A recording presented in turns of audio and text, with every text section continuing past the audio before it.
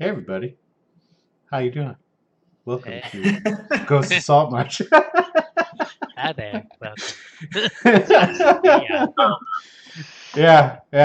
We don't need nothing from the robot sounding Adam at this point in time. Just like that, we lose our viewership. We talk about we just gained like 3 viewers. I just watched That it. was fantastic. Yeah, thank you.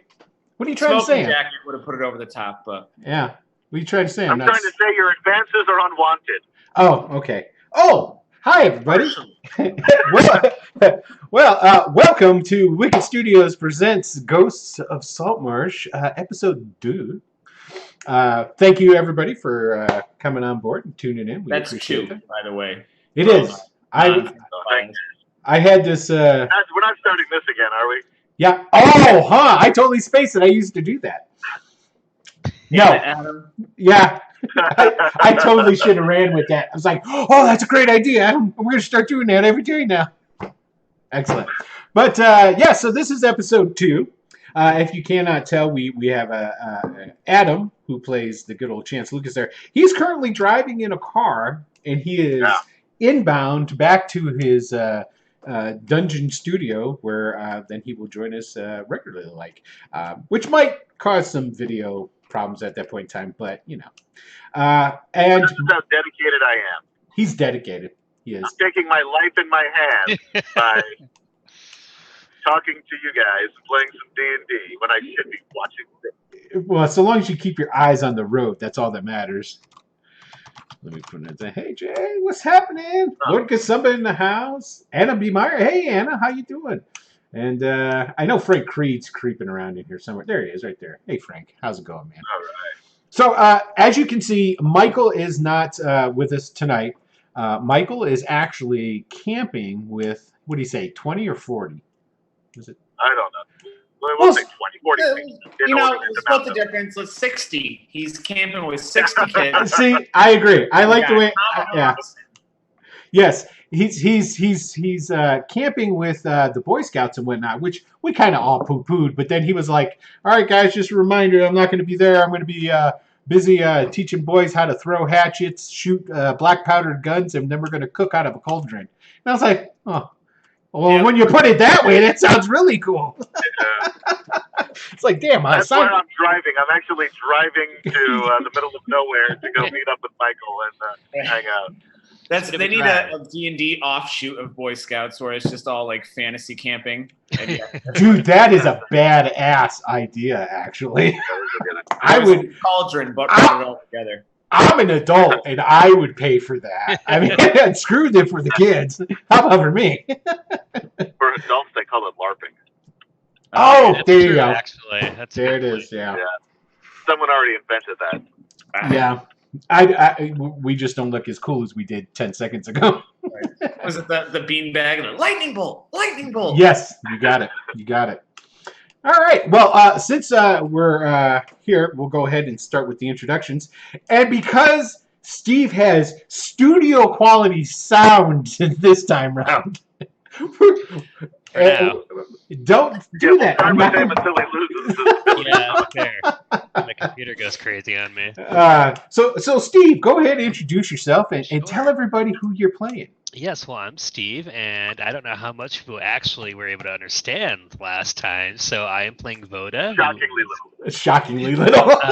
He is a water genasi, and right now he's just sort of, going with the flow, as it were. And he has a couple things that he might want to get done, but for the most part, he's just sort of enjoying the ride. Yeah. And your ancestors are from the Cron Hills. And you don't remember because you were way super young when all this really went down, but there was something about some kind of like temple of the elements or some kind of shit like that your ancestors. Hard to remember, really. Yeah, we're tied into. Relaxing. Yeah. So, but and it is canon now because surprisingly, in the first episode, every time that Steve talked, it actually sounded like he was gargling almost. So it's like, well, it fits. He's constantly perspiring with just this water. He just has water. Looks like it's coming up. Yes. He doesn't stink like he's sweating all the time. He just looks like he's sweating all the time. Yeah. He's dripping. Yeah, exactly. But he gargles for quite a bit, and so that's canon now. There you go. And last episode, Errol Thorne was sick, but hey, Jairus, go ahead and introduce your character and yourself. He'd never been on a boat before, and there's no Dramamine in Greyhawk, so that's right. Your body will betray you. He was prepared for this. So Errol Thorne is a scholar, a priest under the god Deleb, who is the god of knowledge and truth, and he is a young man, quite a young man, barely 20. And he spent pretty much his entire life in a library in the Savant Hospital, which was his church of Deleb. And he's read every book and accumulated all the knowledge he can there. So they sent him out into the world to see what he can find. And I'm sure everything will just go fine. Exactly. It's the old, hey, we don't have a job for you right now. Why don't you go out into the world so we don't have to feed you and see if you can bring something back interesting? Yep. He, on the other hand, thinks he's been bestowed a great honor, and the youngest seeker of truth that the church has sent out in a century, and it must be doing something right. Right. And you know what? Actually, Cyprian, Michael's character, and your character will either get along fabulously or you'll bicker and hate each other, because he's the exact opposite of like what you are. He's a scholar. He comes from these islands out in the near div, and he's a scholar and a lore master and what have you, and he's come seeking some certain knowledge here. So he's always about finding different knowledge and stuff. So you guys will either have long academic debates on stuff, or he'll be like, isn't this fascinating? I know, right? And it's like, and they'll have to pull you guys away from the anthill so that you can. Guys, we are being attacked by a skeleton. Like, no, well, yeah, but there's runes on the wall. Exactly. The runes on the wall. All right, and hey, why don't you go ahead and introduce yourself before you mess up the video? So I've got to set everything up anyway. So okay, cool. Everybody, I'm Adam. I'm playing Chance Lucas. Great name. He's a thank you. He's a young guy. He's a kid, teenager who's been working on a boat, trying to learn the trade and get his sea legs. And now he's here. He was bored to death by Cyprian. And it is about ready to leave him to do some research and go check out a haunted house along with Bodo. Excellent. So we'll go ahead and I'll do a slight recap here for all those who are. If this is your first episode, did we just get some bits? I think we did. Thank you, whoever bid us. Lord Gasumba cheered $500. $500 bits. Wow. I know, you the man. You hit the wrong button, I'll tell you that. It's a cool name. It's not $500. Yeah, exactly. That's only for NPCs do we charge that amount. Throwing that shade. Yes. So thank you, Lord Gasumber. We appreciate that. And this will be a good segue in for. We really don't we don't ask for anything much here. If you want to help out the stream, always, of course, you can go ahead and throw bits at us, give us a cheer. Those go into the kitty, and every time they hit 1,000, what'll end up happening is these guys will get persistent inspiration. So it's inspiration that they can put on top of, you can stockpile these is basically what it is. If you want to support us in as opposed to Steve's consistent perspiration. Not me. He doesn't. I can already see that. Find inspiring. Yes, I can see the running joke already. There, Steve. But if you want to support us in any other way, if you scroll down, there is we've got shirts and different things along those lines that you can purchase. And also there's the Wicked Studios Discord. You can always go and click on that, and then that'll allow you to join into the conversation where you can tell me everything I do wrong, or more likely, Adam does wrong. Did you like how I did that? Have I done anything wrong ever? Not really, but I have to say it because I'm hoping. So. Well, sometimes you make Will produce, and that is. I know. That's wrong. Yeah, it's wrong to the fans, is what it is. So let's go ahead and we'll start off with the rundown of the recap here. So essentially, what it is that. The party were all either passengers or crew members on a boat called the Yellow Mast. We have Voda and Chance are both crew members.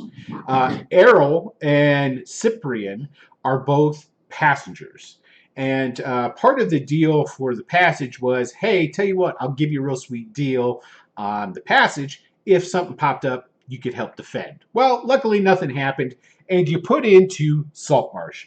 Now, you can continue on from Saltmarsh afterwards, if you so desire, but Saltmarsh is a layover destination for the captain, whose name is Captain Harkin, because Captain Harkin's sister lives in Saltmarsh, as does his nieces and nephews. So he comes to Saltmarsh. He generally stays for about 2 weeks, and then he'll go on his merry way. So everybody here is understandable about that. And so basically, now that the ship has anchored and docked here in Saltmarsh, basically everybody's just looking for something to do. So at the other Chance, Cyprian, and Voda left and went into the city this morning after it had docked. And they went to the Fishbone Tavern. They did some poking around, and mostly by Cyprian, who was asking about. He's looking for an ancient library that he says and insists is here in Saltmarsh, and nobody seems to know about it. So they go and they talk to this half-orc who is the local historian and also is the caretaker for the cemetery named Crag. And then Crag also told him that, hey, as far as libraries go in town, the biggest one is Elendir, who is the commandant of the Watch. He's the guy who has the biggest library.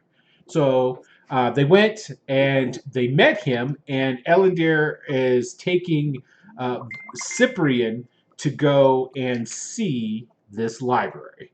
So that's what we've got going on with that. So what happens next is actually, Errol, you start feeling much better. Okay. And here it is. I just have to do some quick... It's a Saltmarsh miracle. It is a Saltmarsh miracle. So I'm going to go ahead and fix the... Oh, that's almost perfect, Adam. Well, not really. But anyway, let me go ahead and just change some images around right quick. Why don't you guys go ahead and entertain the lovely people while I switch these images around of your beautiful I don't know how to faces. juggle, so that's out.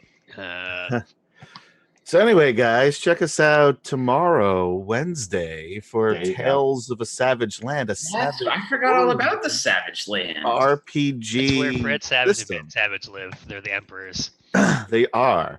There's no way they'd co-rule. Well, that's why. Yeah, that's why they get the name Savage, because they're very hostile toward one another. I mean, I heard there were originally like with the two of them, they're just dicks. Like, it's terrible. Both of those guys, when I look at them, I think what a raging asshole. Yeah, I mean, all just awful human beings. Who does it though? Right? Who does it? Right. Yeah. Oh wait, oh no, that goes up there. Okay. The thing of it is with only having 3 of you guys, it makes doing stuff like this way easier. I'm just saying. I have we'll call him a friend who moved away, and he's a bit of an odd duck. And so he comes back, and we haven't seen him in a couple of years at this point. So we're all getting together to play Risk. Or I think no, it was actually he had some game. He had brought some other weird game we're gonna play. And one of our friends is running late, and he's like, "Is Matt coming?" We're like, "Yeah, no, he'll be here." He's like, "Are you sure?" Because it would actually probably be better if he didn't come. This game works better with 4 than 5. And it's seeing your friend you haven't seen in 2 years, and honestly, I'd prefer if he didn't show up. If he didn't show up, because really, it's this not like the game doesn't work with 5. It's just a little bit better. yeah, that's good stuff. Okay, everything's fixed. All right, so let's go ahead and continue on. So, so basically, when Cyprian starts going with Ellender back to his house, I keep wanting to call him Ellendeer. That's a cool elf name. Potato. Ellendeer's better. Yeah, I think Ellendeer is better myself. So, Chance and Voda, you guys are not going to go with him. You're going to go. Yes. We were not planning on going with him. We had no interest. Tales of a haunted house. Yes, there are tales of my haunted house, and this works so much better because Michael isn't here. So if we allow the character who's not here to go study in a library, things work out much better. Yeah. Yep. Okay, so what'll end up happening then is Crag will be walking with you guys, and he's going to leave too because. He's got to get back to work in the cemetery. I mean, he kind of cut out a little bit early from doing some of the stuff he was doing. So, what are you guys going to go do? I mean, where are you going to go? What did we know about this haunted house? Well, I'm going to ask Craig as we're walking. There you go. So tell me a little bit more about this haunted house. I know the blue fish dude was talking a lot last time, but that to me is much more interesting. Voda, don't you agree? Oh yeah, I mean, I think that could be pretty interesting. It's just not the same, is it? That's amazing. My voice is starting to dry out a bit. There you go. When you're further away from sources of water, your voice gets clearer because you. Right, it's this weird water person thing. Don't worry about it. Anyway. Okay, so as you guys are walking, I'm going to say that basically. Because where Ellendeer's house is sort of like you go back into town, you go across that bridge, and so essentially you're walking back towards the Fishbone because remember the Fishbone Tavern is where you went up and went past to go to the cemetery. So as you're coming down that street, coming the opposite direction is a very familiar face. Oh, not this guy too. Yes, this guy too. He sees him and he's got like 3 books in his hands, and I'm assuming I'm the familiar face. Mm-hmm. It would be really funny if you weren't. Yeah, and he's like still like kind of like half pulling his cloak on, and he just kind of looks disheveled. He's, comrades, good. I'm glad. I don't know anyone else here. And he comes running over. Wait, you feeling better there, lad? Oh, well, you see, it's a simple thing where I'm a man of the land. I spend all my time on the land. You have this thing. It's called an equilibrium. And as okay. But it's been some time now, and my equilibrium has come back to where it's supposed to be, and I feel right as rain. We're going to go check out a haunted house. A what? A haunted house. Now, Cyprian is back there doing some research. If you'd like to join. No, I've done all the research I can. I'm out here for real world experience, and a haunted house sounds very unreal. Yeah, it sounds like it can't be true, right? That's why you have to explore it. So Craig, Errol, they're walking with this half orc, okay, and he's hello, good sir. He's a very for a half orc. He's very unassuming in the fact that he's got on some high waders with suspenders and a dirty like regular shirt underneath. He actually still has his shovel with him, and he's like wearing high boots for like shoveling and digging in mud and what have you. He's just kind of mild mannered looking. He doesn't look opposing like a lot of other half orcs. And he kind of looks at Chance. He goes, "Oi, so does everyone you guys hang out with like study and read books and stuff? This is awesome." To be fair, I don't really know these guys. Oh, yeah, it's like. I'm Errol Thorne. Oh, and he wipes his hand on his shirt And it doesn't get any cleaner because his shirt's all dirty. But then he puts his hand out there. I'm Craig. I'm the caretaker of the Saltmarsh Cemetery. It's very nice to meet you. I was having some wonderful conversations with the other friend Cyprian. He's a very intelligent chap as well. When you say conversations, you mean like he was just talking a lot and you were just listening a lot, right? Yeah. Well, he allowed me to get a couple of sentences in edgewise here and there. That's good. I haven't experienced that. Arrow, we're staying at the Fishbone, was it Tavern Inn? The Fishbone Inn, yeah. And so if you wanted to get yourself set up there, but we're going to be checking out the scary house. Yeah, you might want to put your books away, if nothing else. You going to tell us about the sweet deal? I need my books. These are my best friends. And that's sad, yeah. Show them what you do. Show them. And one of the books comes out of my hand and starts it opens up and starts flying. Oh shit! I attack it with my short sword. He shoves it behind me. Hey, no! No! How did your book is possessed? No, my book is magic. Clearly. I say, Bud, Vodo, you have to give me some credit. I am ready for a haunted house. Did you see? Well, yeah, you look like you're keen there, lad, eh? Yeah. Well, actually, the research I have done shows that mortal weapons are very ineffective against the ghosts and spirits and what have you. Yeah. I've read a book or two myself, and that's I gotta say, Mr. Arrow here is spot on about it from everything I've read as well. Huh. I ain't no scared of ghosts, so... Well, I'm the local historian, and I read a book or two, but I'm nowhere near as probably as well learned as you are, sir. Well, that's okay. Not many are. Now, the friend that I'm meeting here knows some magic. Now, to be honest with you, it's, bullshit plant magic, and I haven't seen her do anything besides, Why is she friends with you? I don't know. if that's how you talk about her, or is that how you talk about her when she's not around? You could ask KD why she's really friends with me too. It's the same dynamic. Oh, she gives you shit too. Okay, then I understand. It's all good. Cool. So that may help, but because you guys don't have any magic weapons, do you? Oh, I got my sword. It's not magic, but See, that's what I was thinking. I have 2 swords. Well, there's the fella Grippus. He'd spent some time, and he actually went up into the haunted house, from what I understood. Oh yeah, forgot about that guy that we talked about 5 minutes ago. Right? Yeah. It feels longer, doesn't it? It was a long walk. Well, I wasn't here, so.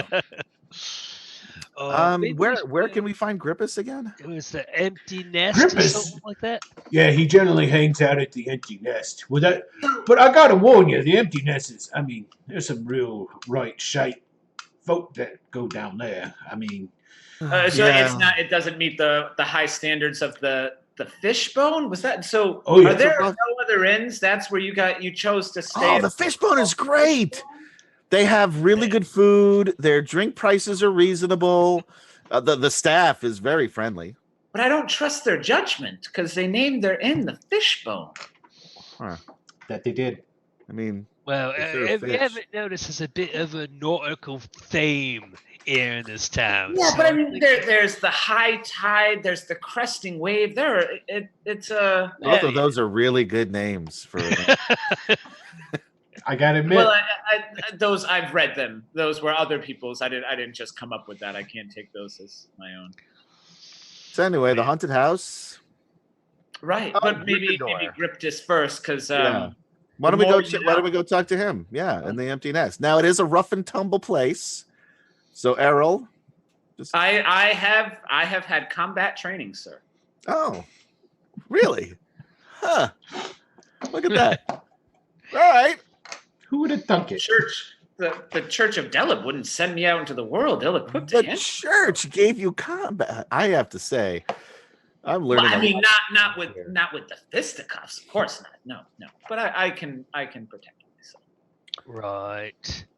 You know, I bet this haunted house is just some sort of disgruntled old man who doesn't want some treasure taken from him or something, and he's gonna like treasure. You think there's treasure in pretend he's there? a ghost. Well, again, in from my research, the things that bind people from passing on are usually much more emotional than physical. Like possession. ropes. But if it's not a real ghost, it could just be what Voda's saying and somebody trying to hide treasure. But if it's not a real ghost, then it's not a haunted house. No, but it's still a fun adventure. Plus, there's treasure at the end of it. Maybe. Well, I mean, Probably. But we're doing a lot of speculating when we could be talking to Grippus. Let's go talk to them. I want to check Well, out this empty nest. Nice talking with you, gentlemen. Oh, I completely forgot you were still here. I'm gonna go back to work, and I'll see you all soon. And thank you It's again. been very nice meeting you. Yes. And Mr. Errol, I would really enjoy sitting down with you sometime and looking over your books and talking with you about things. But Oh, sure. Yeah, absolutely. He knows his club is just a shovel, right? It's a terrible weapon. He's I a grave think digger. he was using it to dig graves. yeah, I use it in my groundskeeping work. I'm no fighter. Oh, I'm sorry, Ken. Just from what I've read, your people are usually prone to terrible violence. Wow, that's not cool, man. That's racism. I don't mean to make generalizations. It's all right. I've known a lot of really nice orcs. In fact, orcs are one of my favorite races. Kind of a half orc. I'm not really even an orc. He starts just walking away. He's like, well, I'll talk to you all later. I'm very sorry, sir, but the numbers don't lie. So here's the thing: when we go to the empty nest, you don't want to insult people like that because this is a nice guy. Wait, I don't dispute it, and more power to him for overcoming the. Right, this is the kind of thing that'll get us killed at the end of the All right, so let's go ahead. I'm going to first here. Do I have you guys on the right page? I do. Okay, so you can see Saltmarsh there. Yeah. And let's go ahead and take it over so everybody can see it here. I'm gonna. And here's Saltmarsh. Dun, dun, dun. Now let me move it up a little bit so that the folks at home can see. There we go. So the empty nest is this one right here, and yes, I'm going to tell you it is a number 8 for those. Now you know what? You guys can't see it, but those at home can. We cannot. Because I'm producing today, so you can see my screen. So, and it's right here. And actually, you see how it juts out into the water? And Chance, you know this because you're technically a native. Basically, it goes out over the water on stilts, is what it is. Yeah, it's pretty cool. I've always wanted to go in here, but never mind. Yeah. So that's going to pique my interest. Never had the opportunity. How is it stones? How is it anchored into that? And he's going to start like wading out into the water. All right, Okay. Voda, you want to go inside and see if we could find Grippus? Well, right. Do we know what it looks like? Huh? Nope. Yeah. Nope. Right. Well, we could just. I'm go sure in we'll there. just ask the bartender. Oh yeah. All right. Sure. So Do you have yeah, any money? I've got a little bit. I'll go in first, and Now you might know there is a chance. Okay, so what I want is There's definitely a chance. Oh God! You know, I will apologize now ahead to everyone who ever watches or listens to this. In not just this episode, but all the episodes. There will be puns. There's going to be a lot of those. I'm just throwing that out there now. So, Chance, go ahead and take a chance and roll me a d20. And basically, You want to chance that? you want to get over 8. 11. Okay, you know Grimpus enough to know that he's an older man. Okay. He's probably in his late 50s, actually. He's an old sailor, kind of beaten down and a notorious drunk. Okay. Now, you do know that the guy who runs the empty nest His name is Kreb. And you don't need to know his last name. His name is Kreb. Okay? And you can tell that he was once a pirate. I mean, he doesn't have the patch or the hook. He's not like Squeeb, the first mate of the Yellow Mast, but definitely is that way. Matter of fact, this part over here, you see all these houses and whatnot. Yes. You see how these ones here are kind of long and what have you. Those are actually like apartments. They're like tenements. They're 2-story places and whatnot. And there's lots of like down and out type of fishermen and people who really don't want to pull in a net for a living sort of thing, but they, you see what I'm saying. Yeah. All right. So I would have shared that information with. Sure. Yeah.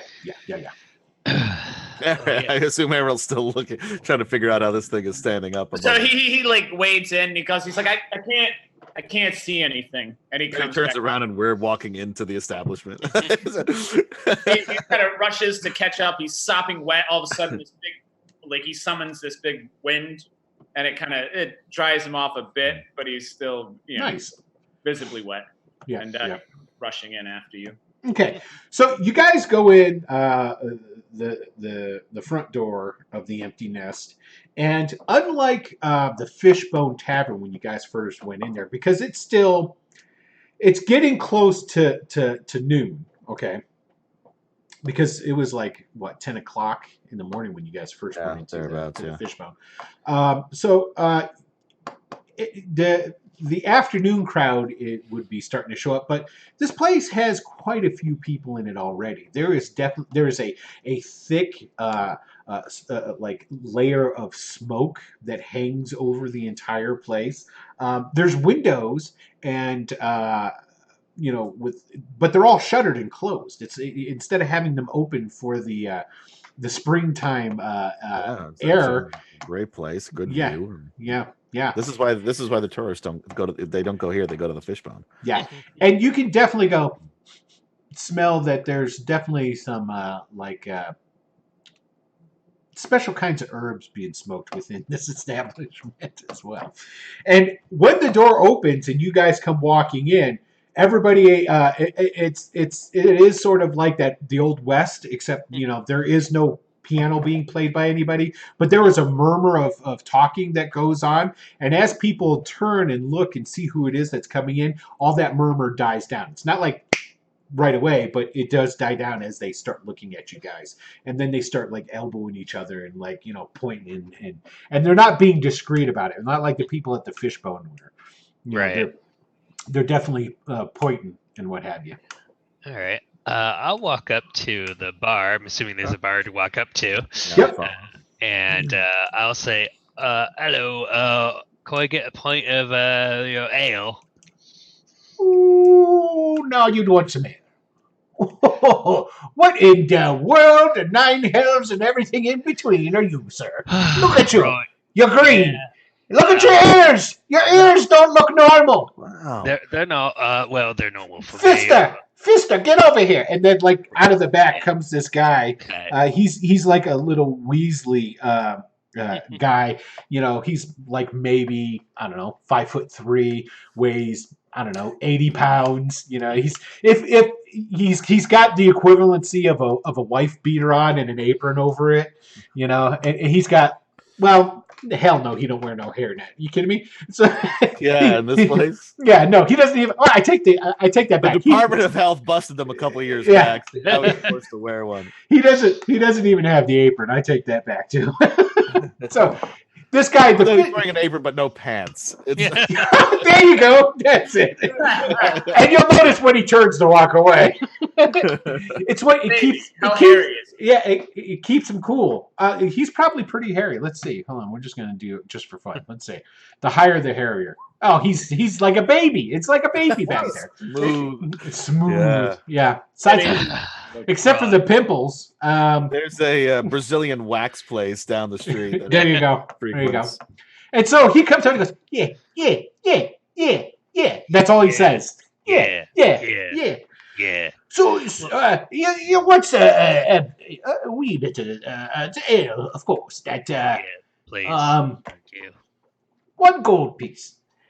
That's a lot of money for me. Right, yeah. It's not normally 1 gold piece for most of the regulars here, is it? Nope. No. Right, No. right. I had to try. No, hold on. I'm not gonna. I still want your money. And so like he goes and he gets like he goes behind, he gets a cup, opens up a barrel. It's not one of these where there's a tap. He opens the barrel and he dips it in. Yep. You know, and then he puts it on the counter. All right. Hey, 1 silver piece. Yeah, all right, fine. I'll put a silver on there. Oh, thank you very much. Hey, what about your friends? Well, And then you hear from the back, he's green as a half-orc, but I bet he isn't as deadly as one. right. Hey, he, sir, is Yeah. a water genasi. Well, All right, I would assume a port town would appreciate a being of the sea. well, thank you, lad. There's not a lot of us, though, so it's fine. Yeah, he might be from the sea, but I don't think any of us have ever seen him. Oh, God, that was bad. That That's was a good No, one, that's don't put yourself down, sir. That was good word. Talking there. I'm gonna just sort of I'm sorry. Go stand ahead. on the side and drink my ale and look around and see if anyone fits the description that Chance might have given us of. Was it Grimpus? Grimpus. I keep wanting to say Grimace, like the McDonald's, Right. like the purple monster thing. Well, He'd be easy to spot. He'd be very easy to spot. Originally, I had his name as Grimbus. But when you say it fast, Grimace, it sounds like you're saying Grimace. Right. So I had to change it and put the P in there. I was like, they're going to be all... I could see the McDonald's jokes already. So. You still didn't avoid it. No, I didn't, right? One does try. Yeah, there's an old guy in here that... well, there's a couple of guys that it might fit the bill. I'll let Chance order, and then I'll have him point out who we're looking for. I will also take an ale, and as a matter of fact, I'd also like a little bit of information from you, good barkeep. Of course. Looking for a man named Grimpus. Oh, you mean him? He points at him. Yeah! And down at the end of the bar, the guy looks, and he's that beaten up, weathered old guy. Yeah. But he looks worried because because somebody with a green dude that nobody's ever seen before, and a guy who looks like an accountant and probably works for looking for taxes are asking for him. So I'll just sort of raise my mug at him and nod. And he looks at Kreb, because that's who the guy is behind the counter. He goes, "Oi, Kreb, what the hell, man?" And he goes, "Pay up your tab." I'll give him an extra silver for that. Oh, yeah. Well, thank you. 5 more of those, and he'll be paid off. Now he sounds just like Captain Harkin, but that's okay. Oh, wait, no. I was given a stipend, and he pulls out one more silver piece, and he puts it in. He goes, "Here, sir, we're here. We're friends." And he says, "We'll take one more silver off his tab." Well, thank you. He just puts it into his pocket. I'll head over. Do I know yous? Well, not yet, but introductions are in order. I am Chance Lucas, mighty pirate.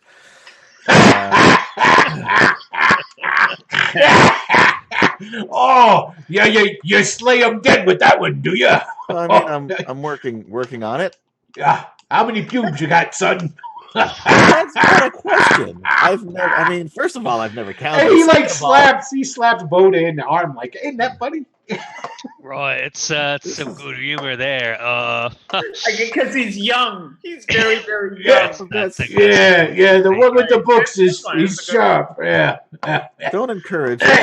Well, we heard you a bit of a experience with a. Oh, that sounds rough. Yeah, and he just hawks on the floor. Oh, that's nice. A bit of experience with the haunted house here in town or nearby. Oh, you want to know about me adventures up at the haunted house, do you? Yeah. Sit down, boys, for some blood-curdling tales. It'll make your grapes shrivel up and fall off. They're so frightening. That sounds unpleasant, but all right. Interesting, though. I mean, But my throat. You're right. Your throat's give really it another dry. round. Oh, that's my man. Okay, so he drained what he has left in his real quick, and leaks down the sides, and he puts it on the counter. And then when he gets the second one that you guys ordered from, he goes, "Well, I am totally just sipping mine. Like barely any enters my my mouth. But even though you do that, you're still drinking the swill in which Krebs' hand dips." Yeah. Because Yeah. when you're in a hurry and you just dip it into a barrel. Yeah. Yeah. And matter of fact, you look over and Krebs kind of over there. Okay. So it was a dark night, and I'd heard a lot of tales about old Hasta and his loot, his gold. He was a wizard, a wizard. So, being a brave and Let me stop you there. Are you sure he was a wizard? Because it's a common misconception that only wizards can do magic. There are the nature, those of the I believe druids. I myself, I'm a priest, but I have been granted some magical capabilities from my god Deleb. So I'm just saying, are you certain? Is this important to the story? Facts are absolutely important. Of course I knew he was a wizard. I'm a smart man, keen eye. I got a keen eye for wizards. Is that your wooden eye? No, it's not a wooden eye. I did get some. I don't know what that disease was I had. It only. Conjunctivitis. You should see it. Yeah. Yeah. Okay.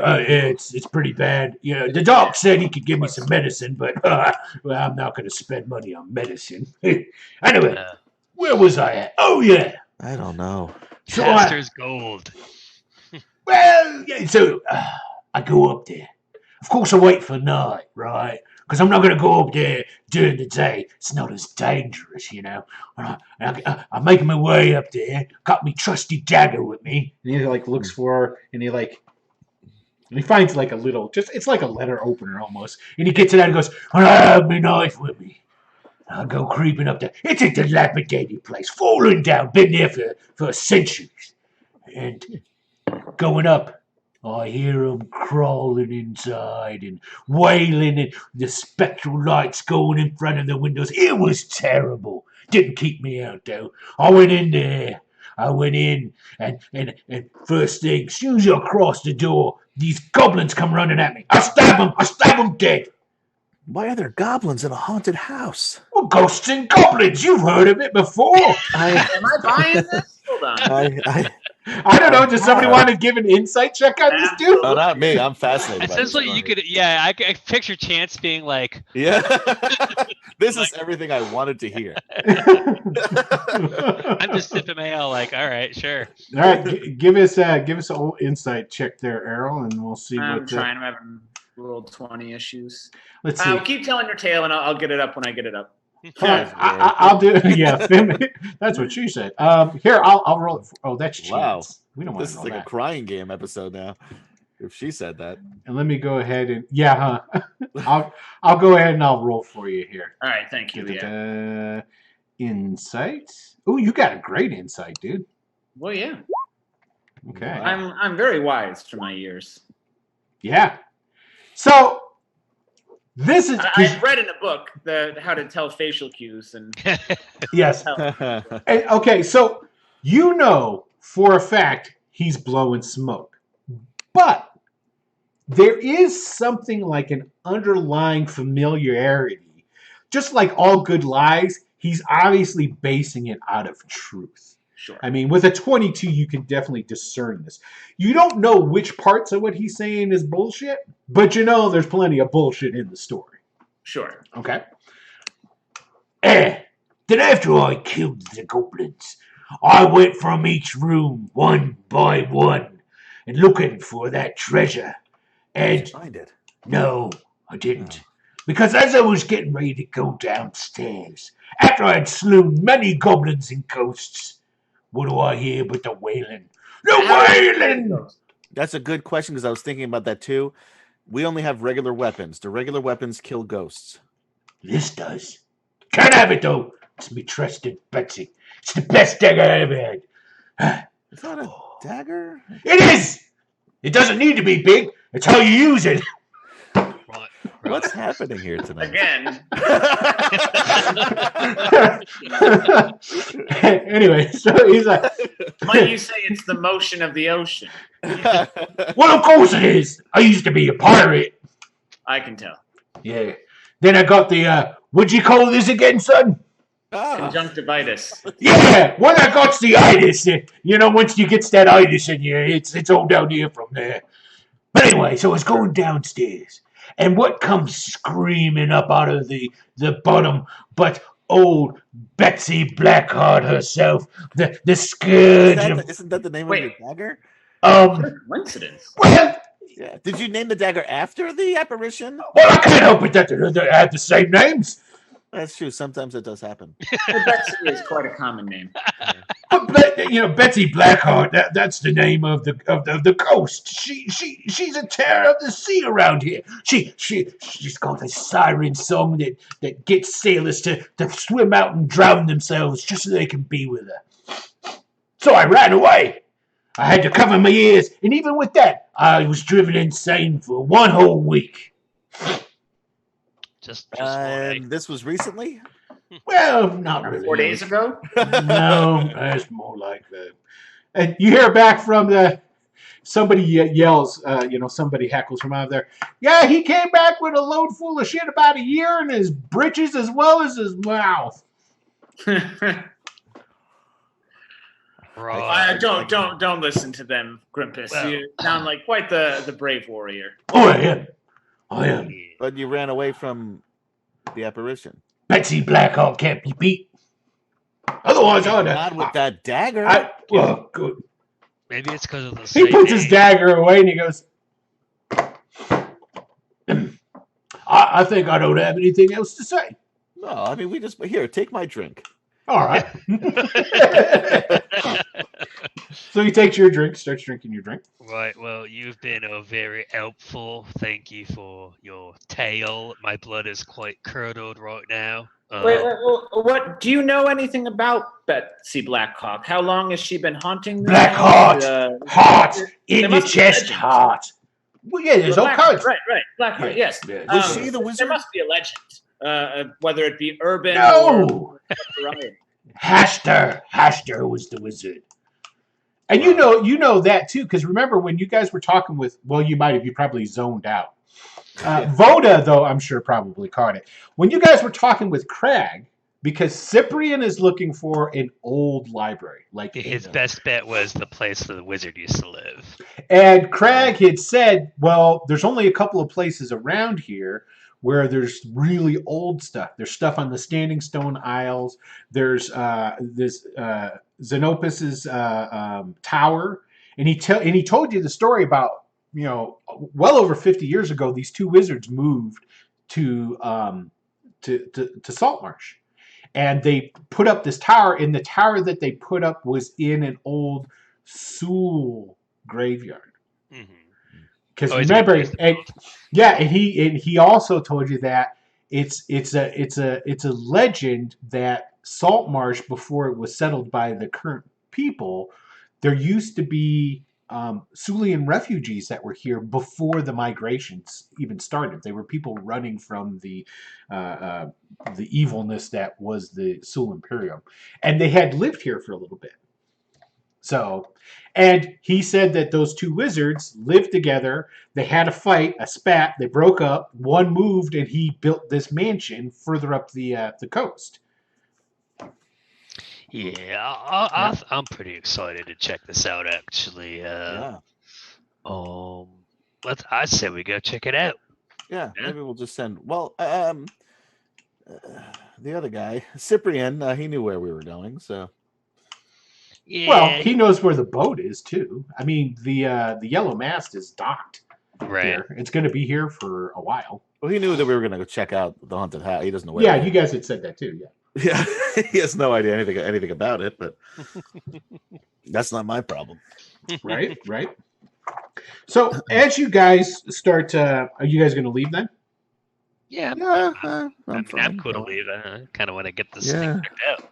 Okay, so you guys start getting ready to walk out there, and as you go walking by, there's a table that's towards the front door, and there's just one guy sitting there, and he's got kind of not so much the pirate vibe like most of the guys in here has. He's sort of like a cross between like a roguish kind of fella and a pirate. He's kind of got like his boots are pirate boots, and he wears a bandana, but he's dressed in like leathers and stuff of like, you know, either a woodsman or somebody who, like, you know, it's basically just the vibe you get off of him in general. Okay. And as you guys start walking by and you're going to go out the front door, he goes, "Hey there, fellas.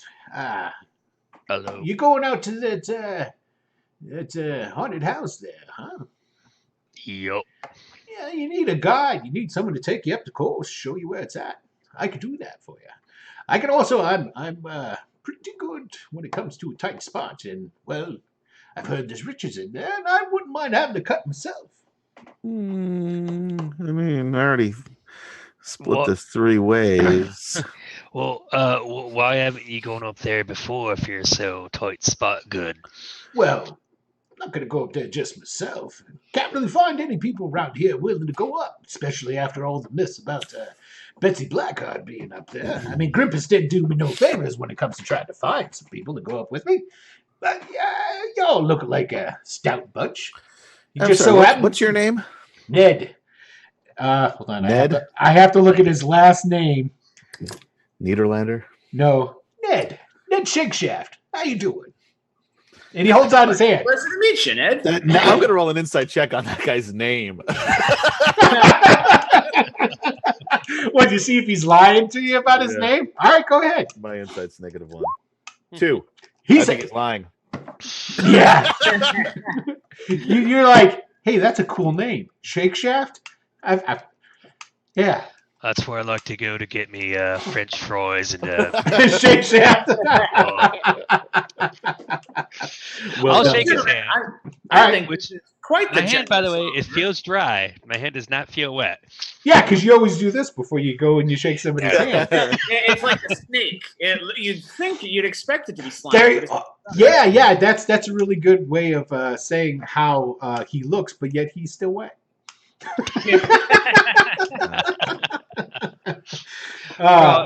What kind of? He has a visible short sword and dagger, like on his. He's got like a belt with scabbards on it and what have you. Are you a native of these parts, there, Mr. Ned? Sort of. I've been around here for some time. I do a little bit of business here and there. Work for Mr. Pridewater from time to time. Doesn't really have as much work for me as necessary. And, well, to tell you the truth, a lot of what his voice like lowers a little, and he goes, a lot of what I was doing with all these new guards in town, kind of putting a damper on it, if you know what I mean. Right. Oh, how much of a cut exactly are you expecting here? And if there isn't any loot, do we have to pay you? No, of course not. I mean, let's put it this way. Worst case scenario, we go up there and there's nothing in there. I was the guy who went with the guys who figured out that Betsy Blackheart wasn't there and it was just an old shack. That's worth a couple of drinks here and there. But if there's something good, you look like a fair lot. Cut me in for a little bit. Right. I mean, that's fine. Yeah, sure. I mean, no offense there, Errol. I'm sure you're quite good with the book, but His book does fly. Everything you just said it's just dripping with sarcasm. I mean, even the way you said his name, Errol. It's like he's your little brother. It has been noted you chance you're a very young lad, even younger than Arrow here. So, I mean, having an experienced guide might not be a bad idea. Just saying. Can I ask a personal question, Vodo? Oh, yeah, sure. How old are you? Oh, I'm older than you, but let's see here. Let me just look at my ID. It would appear My ID. about 36 years old. Oh, wow. Yeah. Yeah. Quite a bit older than I am. All right. Well. Yeah, the whole lot of you are a bunch of youngins because even Cyprian, granted, he's an elf, though, but he's young for an elf. Yeah. Yes. No. This man This is why we're stupid enough to go to a haunted house. Exactly. That's what a haunted house in a world where that's real, by the way. Yeah, let's go. Right? Okay. So, Okay, fine. Yeah, Excellent. he's willing to offer us real world help for hypothetical profits. It seems fine to me. well, and to tell you the truth, I'm kind of bored. Yeah. Yeah, I get it. Yeah. Well, there is a wealth of knowledge for you to seek. You should never be bored. The world is a vast and interesting place, and it seems like you found a way to fill your time. And To the haunted house, I say, and walk out the door. All right. So Ned goes out and, all right, fellas, just I'll show you the way. Come on. And so you guys start heading out. Now, the path, let me see. Let me go back to the map here so everybody can see that.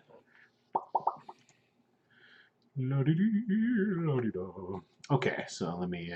It was north of the graveyard, he said, right? Correct. That's what I was about to show you. That's not actually north, right? Actually, no, it's east. It's east of the graveyard. Yeah, because of how the. Because we don't know how to hold a map, apparently. And Wizards of the Coast is more than happy to tell you that.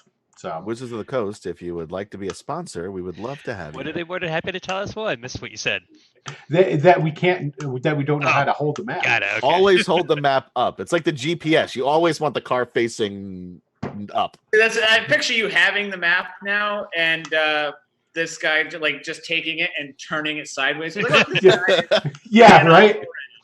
Okay, so you guys see up here, because right here, remember, this is there. Here you go. We got the cemetery.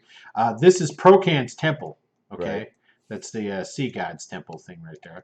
But 25, that's that the leap. We can't see the numbers. Well, I'm talking to the people at viewers home. at home. You didn't care about us. Yeah, It's exactly. true, he doesn't. I am pinging at least, so there you go. That's helpful. Yeah, right here where That sounded sarcastic, but I was actually being sincere. Oh, does it really have to be so far? Is there an Uber? Yes. oh, it's much further than that. This is just where I was showing you the path that continues up the coast. It's about I'm hypothetically tired already. Yeah, it's about 3 miles outside of town. Oh, That's good. fine. Yeah. We're gonna need to figure out some sort of travel. This is too far. Well, Do we get a ship, or do you think a horse and cart would suffice? Well, it's 3 miles. It's a nice walk. We've been on a boat for months. Yeah. It's a mile, but it's 3 miles outside town. We have to cross town first. That's all right. Fine. It seems like a waste of effort to me, but sure. Let's walk. I could so hear Michael's ass right now because he would have chimed in with, "Oh, well, Errol is correct. We would be able to save quite a bit of our own stamina if we were to get a horse and carriage, and then we would be more." I could totally hear it. It's just practical. Yes, exactly. But if you'd like to waste the time and effort, If you want to bankroll that, I'm in. But otherwise, I'm good to walk. Well, I mean, what can it cost to rent a cart for an hour? A copper? It almost cost him Put a a gold copper just to in get an ale. Almost. He did apologize and said he had to try. I gotta say, he was the most polite barkeep in a shithole Right. biker bar. Right? Well, all they did really is just make fun of him. Yeah. Yeah. Honestly, and they did the same thing in Sousa's place. So Susha kicked them out though. well, she did, yeah. Yeah, But- so she wouldn't tolerate that. Here, everybody was just making fun of him, and the thing it is, see, it turned into nothing because Voda didn't make it into anything. Right. So there you go. I was ready to throw down. Of course, you're always ready to prove your masculinity. Well, I suppose if we want to check it out while we're walking through town on the way up, we could always look for something there. No, we'll walk. It'll There's be got to fine. be a place to It'll, rent. I mean, from where we are, from where we're going, there has to be a place to rent a. There's a livery in town. You know that, yeah, for sure. Well, I don't mean to make a big to do. I would like to do it just so we could stop talking about it.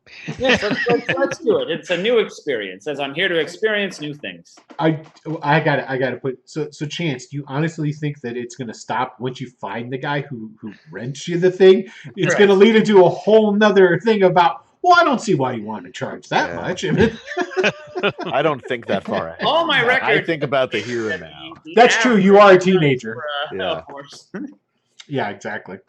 Okay, so you guys so you're walking and you're debating all of this, and by the time you're done debating, you're almost on the other side of town. Right. Yeah, that's fine. There it is. Oh, When we pass the fishbone, Mhm. I'm just gonna run in and leave word for Cyprian? Addison. I don't give a shit about Cyprian. I'm kind of hoping he doesn't find us. Yeah, just to in case she pops in to let her know where we went. Oh, and Warren is well. I'm sure if you had the choice between talking to and Susha has like her second serving girl. Yeah, is on the clock, and she's probably the one I would know better anyway. Yeah, because she's the one that you keep hitting on. Hey, chat, give me a good name for a serving girl to have. Dolores. Last I checked, you were not chat, but I could be wrong. Just type it in, Steve, and then you win. That's true. Roll 20. Yeah, there you go. Don't make him stretch the capabilities of his computer. What's wrong with you? Run Twitch and roll 20 and the video at the same time. You kidding me? There you go. Like, I don't know if you're joking, but mine legit can't. No, mine Flo. couldn't. There it is. Who is that? That's Frank Creed. Thank you, Frank. Her name is Flo. Oh, that's good. Way better than Dolores. Yes, yes. So Kiss my grits. There you go. She's a fiery redhead. So there you go. Okay, cool. All right. So she's on the working there because I'm sure you'll run into her later. But sure. You probably went to Flo and she said, sure, whatever, because she's like 17. Yeah, she's older than I am, but all a bunch of older women. Yeah, there you go. Okay, so so after that, then you guys start heading on your way. Yeah. Okay, cool. And now, by the way, I take her reaction as she's jealous. That Flo's jealous. Flo's reaction, yeah, she's jealous An because optimist, then. Okay. I'm leaving word for another girl. Oh, yeah, because that's how I'm reading this situation. Yeah, you would. Okay, so let me see here. We got. Boop. I'm just gonna go into. Oh, look at this. You see that, everybody at home? Oh, unless it begins. Okay, so all right, so you guys start moving along on the trail, and it goes for a while. Really great view because it goes along the coastline there, up along the rocks, and because most of this part of that you go, the further east you go, the more cliff-like the coast is, versus the further west you go, the more it flattens out and becomes beaches, and eventually there's a lot of marshland, and you go over into the Hool marshes and things along those lines. So you creep along there for a while, walking, and then there's kind of like on an outcropping. You see in the distance, you see this great big dilapidated mansion, 2 stories. Gotta be it. Yeah. Well, Ned is with you, and it goes, there it is. That's the mansion there. So, okay. So, do we know if anyone's like living in there? Do we have to worry about guards? Anyone being lives in mad the if- haunted house besides Yeah. the dead I wizard? mean, I imagine there's some ghosts. Well, there's the living- dead wizard, and then there's Betsy Blackheart. Right, I'm Right. not really worried about that. I'm saying Possibly some goblins. if we broke in, would like the guards be all upset about it? Is what I'm saying about. Well, would say the truth, I've never been up here. I mean, I don't think there's. I mean, ghosts. It looks pretty uninhabited. Exactly. I mean, there you go. We can knock first if it makes you feel better. Right, I don't think any of you are getting my point. What I'm trying to say is, if we break and enter, are we going to get in trouble with the law? That's what I'm getting at. Oh, that. There's nothing to be worried about with that. I mean, this here is not in Saltmarsh proper. This is beyond city limits. Right. Part Thank of the fun of breaking into a haunted house is the danger not just within, but also the danger of getting caught. Is that right? Is that part of the fun? That's Right. yeah. Well, It's like if easily I'm being 60%.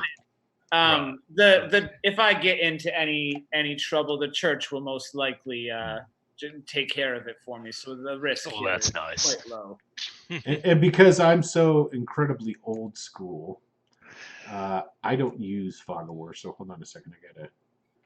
You do. Well, I use Fog of Gotta War. get it off. Not well. No, no, That's no, why you stop using it.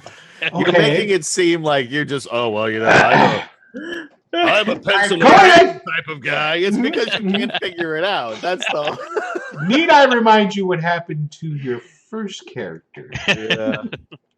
Yeah. No, I advanced Fog of War is the one that I have problems with, and Sure. so I just use regular Fog of War and this reveal as I Remedial go. fog of war. Yeah, exactly.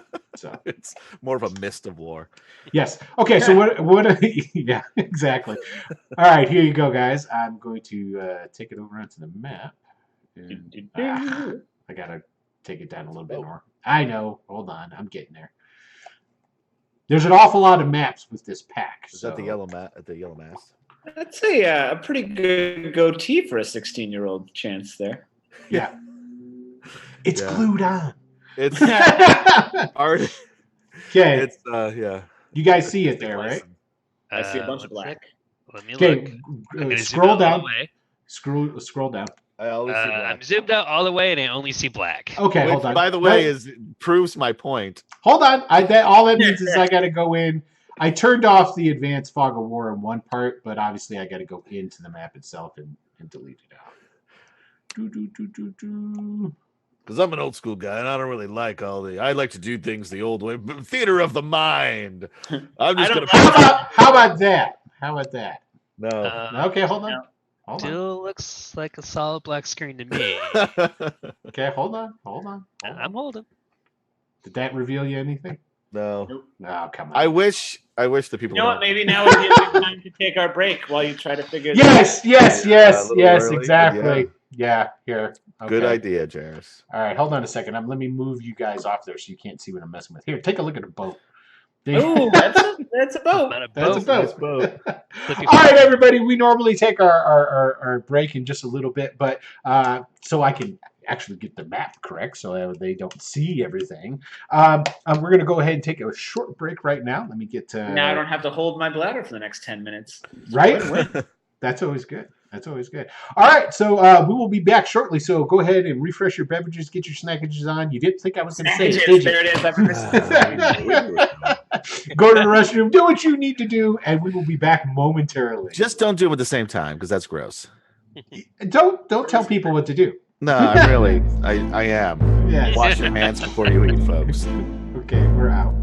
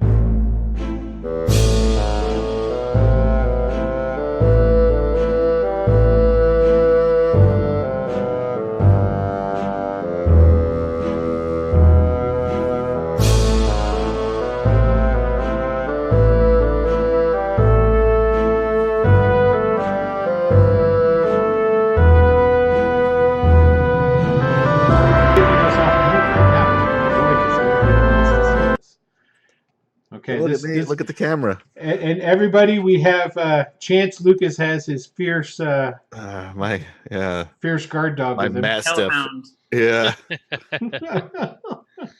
All right. Hey, welcome back, everybody. Hope you got your snackage and your beverages.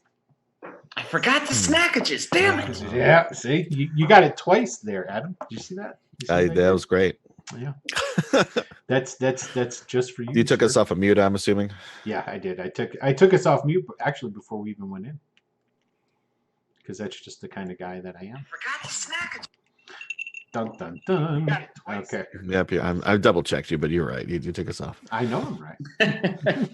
Hold on, I just want to get it. There we go. That looks great right there. Okay, cool. Okay, so you guys can go ahead and drop your tokens. You see over here by the let me get on the right thing there. Old Gotcha. Chance is over there. That is actually, there's a path. Now, before you get to there, I'll just have you drop your tokens there right now. But the mansion itself has a basically a 10-foot wall. Oh, let me put it on the one so that everybody can see the map. I don't have it on that. Bloop. There we go. So there's a 10-foot wall around the mansion itself. The mansion, though, is the wall, I should say, much like the mansion, is very dilapidated. There's many different holes that where it's crumbled out. You can just walk straight through the wall. As you guys, I will just say that you do kind of a perimeter, because you notice that Ned, like what you guys get up here, he kind of like goes into like, reconnaissance mode. He actually like he pulls out his short sword and he's just kind of like going around looking. And as you guys make this sweep of the perimeter, you can see that there's an old garden, and there's also an old well on the grounds. Now there is an actual old wrought iron gate. It's not closed and it's partially open, and one of them is fallen off, like it's pulled away from the stone, and it's just resting on the ground and against the stonework. Is it making a squeak as it blows gently in the wind? No. That's disappointing then. Yeah. Let's go back to town, guys. This house is haunted. It could be much spookier. Now there is the front door, which you saw, which is over here. That's basically actually it's the other way around. This back here, that's like a patio. So this is the back of the mansion, and this is the front up here. Okay, so this is actually the front door. Now, these doors are solid enough that they are still intact, okay? And so they are very weathered and what have you, but they still look rather intact. Okay. I mean, going through a back door probably isn't the worst idea. No, I wouldn't think that it is either. I should probably get a token for good old... Good old Ned. Good old Ned. There he is. You guys see him? Mm-hmm. There he is. If this were still Return to the Bandit Kingdom, Ned would have been dead already. Yeah, I know. I'm really happy at the restraint that you guys have shown so far. It makes me feel good. Now there's an he's a fucking drow, though. Let's kill him, guys. Does he look like a drow? Yeah, that token he does. Let me blow it up. Yeah. Let me blow it up. Holy crap, he does look just like a drow. He's not a drow. I don't believe it. Wow. I got to point something out. Wizards of the Coast, we love you. And if you'd like to be a sponsor, blah, blah, blah, blah, blah, blah, blah. But come on, guys. He's not a drow in the book, and you're going to give him a drow token? That's just sloppy. Now we think he's a drow. Yeah. Well, it's been imprinted in my mind. As you guys were walking, were walking along the way, going up there, all he seemed to talk about is how cool drow are. And how I don't remember this guy's name or what he does. I only remember that he's a drow. Yeah, it's like you can tell that he's actually got makeup on to make himself look dark. Yeah, he doesn't. You can tell that it's actually a white wig that he's wearing. he blew his nose and like Yeah. makeup comes off on Yeah, exactly. That's exactly what happened. So Rethinking Okay. this, or maybe we shouldn't have brought him with us. it. It would be better if he was a Yeah. drow at this point. I mean, a haunted house is bad enough. Now we're bringing a drow to it. yeah. drow wannabe, Yeah, he's Exactly. infinitely worse. So that wouldn't be goth. What would that be? Is that ultimate goth? I guess so. He's like those wannabe vampires. Yes, that's Probably exactly. somewhat goth adjacent at the very least. Goth adjacent. There you go. That's what he is. Okay, cool. All right, I like that. Okay. So are we gonna like try to break in? Or Well, we're gonna try to like do this with a little bit of a finesse? I like to do things with a little bit of finesse. Let me Right. take a look and see what's over here. I'm gonna sneak over to Okay. here. I'm gonna roll a stealth check too. Yeah, and as you can see right here, that's a window. They're almost all of these windows are intact. Okay. The windows That's that surprising. are not intact for the most part are surprisingly on the second level, but these windows here, they're like those really old windows that have so much filth and gunk on them. It's really hard to look through them. It's not like you can't just like wipe it off because there's gunk on the inside of the window too. Mm. You know what I mean?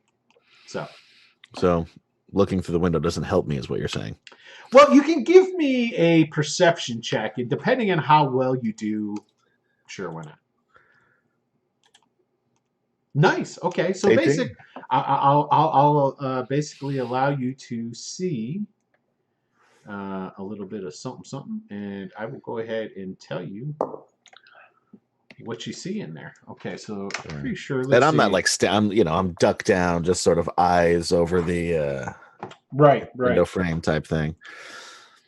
Okay, you're on the small patio. Okay, the paving is cracked and overrun with weeds, and a pile of refuse is in the southwest corner of. Well, that's actually the room. There's a pile of refuse in the southwest corner of the room. It looks Which way is north on this map? Well, there's a thing right here. Can you see that? No, I'm zoomed in. Where is it? Right behind you. Everybody's tokens are already. Do you guys see the little? No. Nope, I don't we do not Okay. see the compass. Okay, so you are.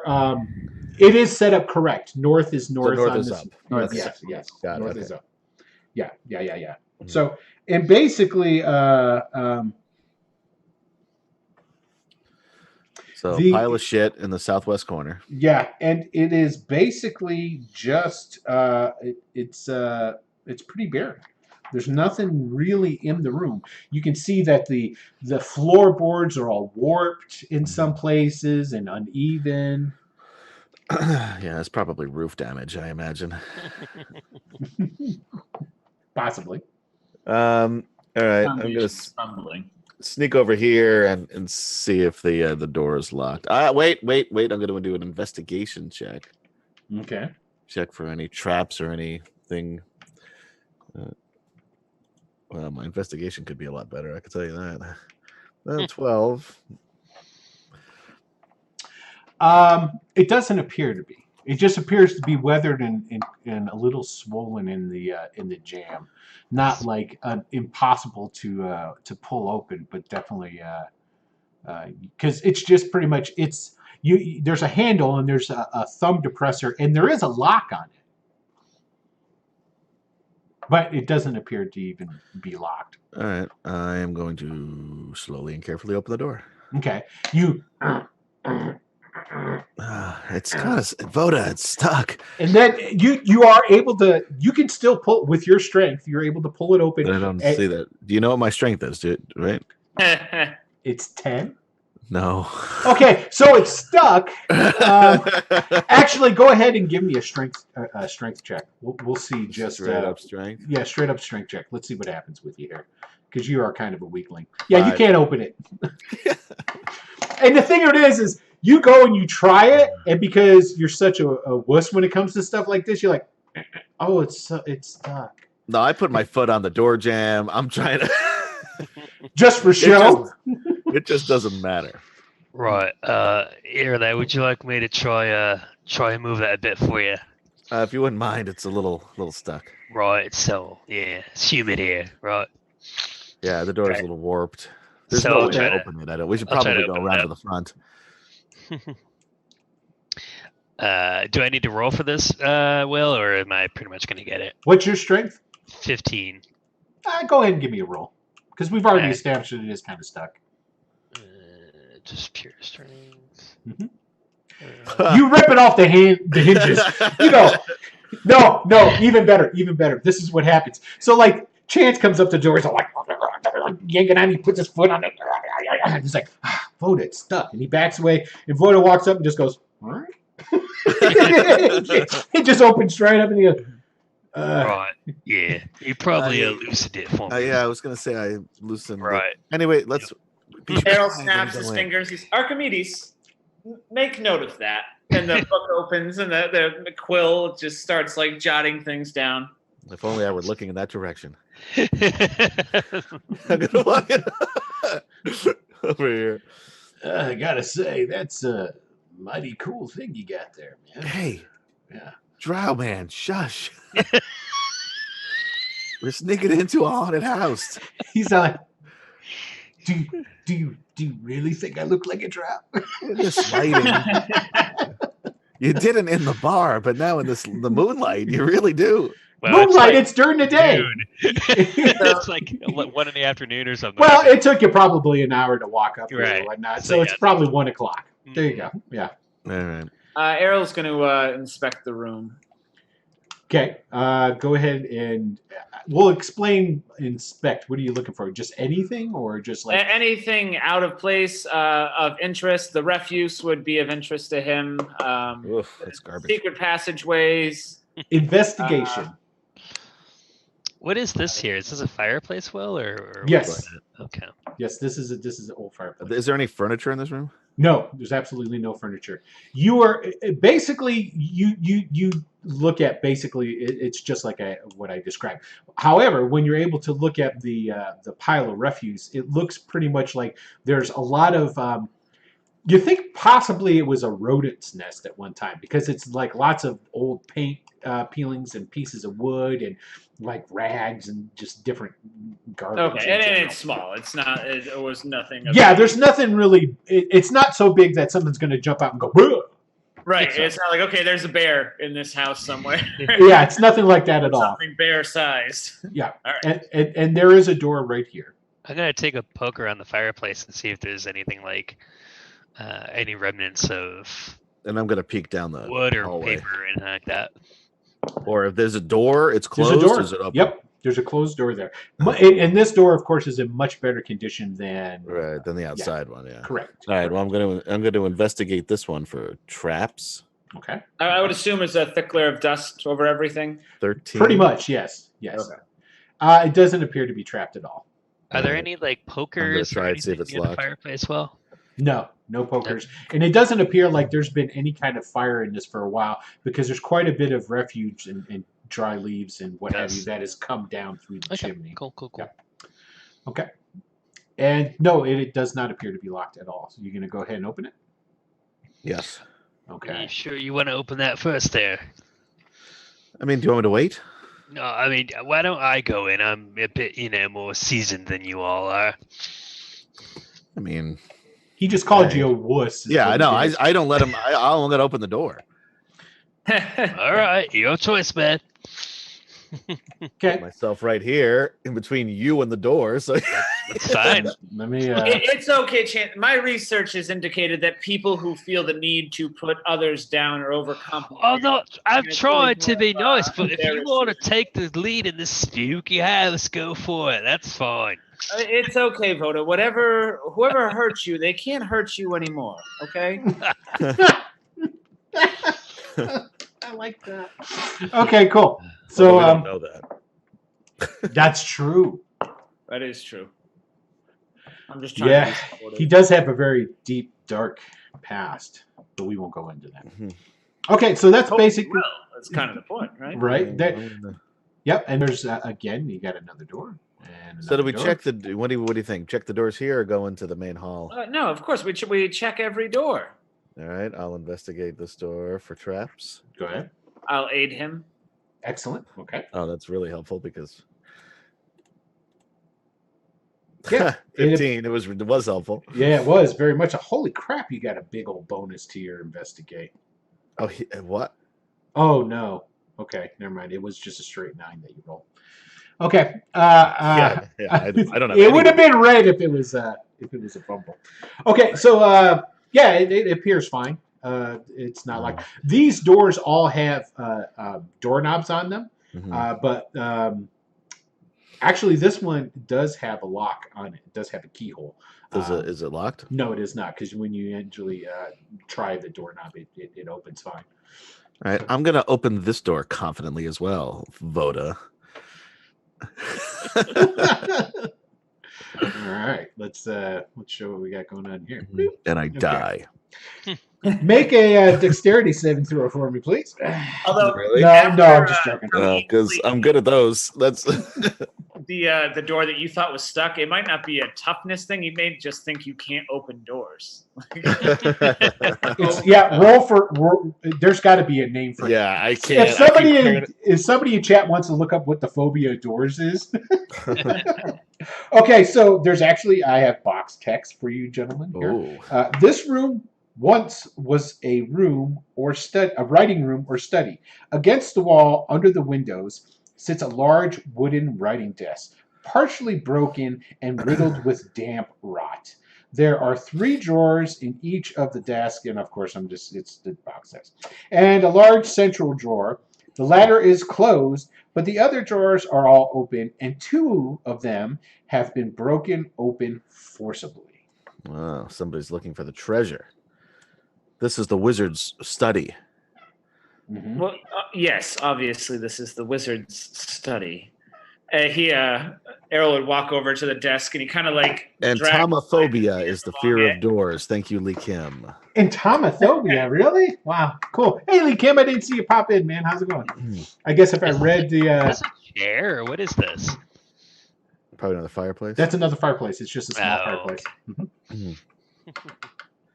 So Errol's gonna run a hand along the desk and just kind of. He looks a little sad at just the state of it, and someone has been rifling through. You would never leave your desk doors open like this. No, never. Never. But I'm curious. He tries to open the one in the middle. It is locked. Oh, I've got something for this. I take out my lockpick. Oh, okay. Excellent. And hold on. Archimedes, come. Archimedes. And he through and he's like, all right, so How can I? You can't just. What's happening here with the book? Oh, the book. This book knows everything. It's fantastic. Now explain the book to everybody here. What's going on with the book? So this book is my familiar. So I don't have a raven. I have a book. Nice, I like it. Mm-hmm. Now, does it flap? It's like as it's in the air. Does it actually sort of flap? When it's stationary, like it's just hovering, it hovers. But when it moves, it does flap. Gotcha. Okay, cool. There it is. And it has this knack where like I tell it what I want, and it just flips to the page. And I said, this lock appears to have 3 tumblers that you're going to have to bypass. And I will aid you and give you advantage in your. I'm assuming you're going to try to pick the lock to this, right? Oh yeah. Yes, open this thing I'm up. happy to help. I'm going to check for traps first, though, because the amount of tumblers isn't that important to me as far as I'm going to get stick with poison or anything. No one traps a writing desk. You just I'm going to check it anyway. Very paranoid, 3. isn't he? Just so you know, it is 1 in 357 desks are trapped. Yeah, well, you must be right because I don't see a trap here at all. Jairus, quick, roll me a 357. All right, the number is 99. There you go. All right, as far as you can tell, this thing's not trapped. It's not trapped. Right. Yeah. 84 is pretty close. Ooh, that was close, though. That was close. Yeah. Where are my thieves' tools? There they are. I'm just in the hallway, kind of looking around. 23.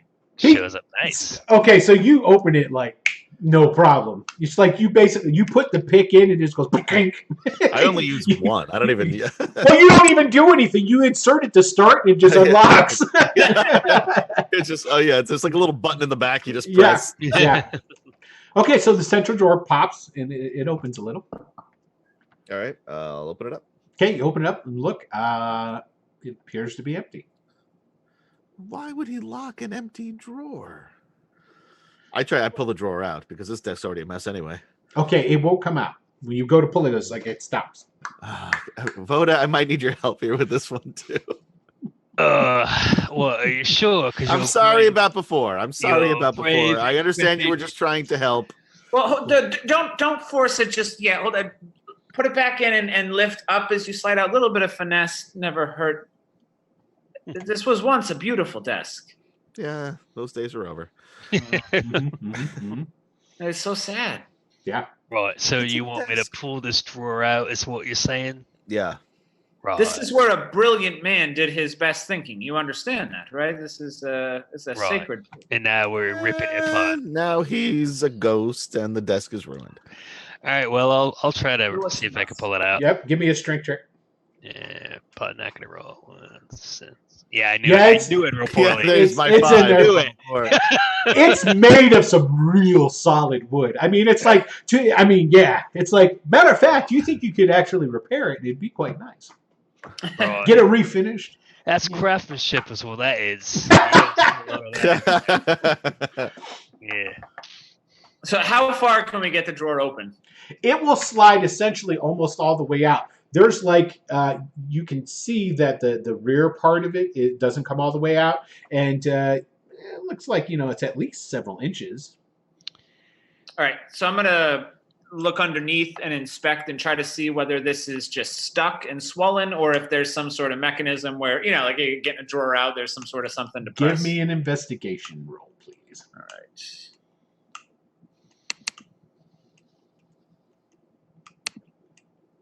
Oh, terrible rolls. Yeah. I feel your pain. It appears that whatever mechanisms are keeping it in are built inside the desk itself. You'd have to it's not like when you go underneath the desk, you can see the mechanisms or the below the shelf. It's actually got it's covered with wood there. So let me ask a question: is there a chandelier in this? No, but thank you for asking. All right. Yeah. My plan was to run, jump onto the chandelier, swing to the desk, and then land on top of it to try to break it. Yeah, because that always works. That's pretty. Dilapidated desk. Yeah, that's pretty sound. Pretty sound. Hey, Steve, I just noticed. Can you make your camera go down just a tad? Yeah. You got one of these things going on. I'm hiding from you guys, though. There you go. Perfect. Right there. He's always been so ashamed of his chin. See, I always used to think that his chin was his strongest feature. I think it is, but that's the way the psyche works. Fair enough. What makes us different is what makes us special, but we are ashamed of it. There you go. Although there is not really a different chin. It's a nice strong chin.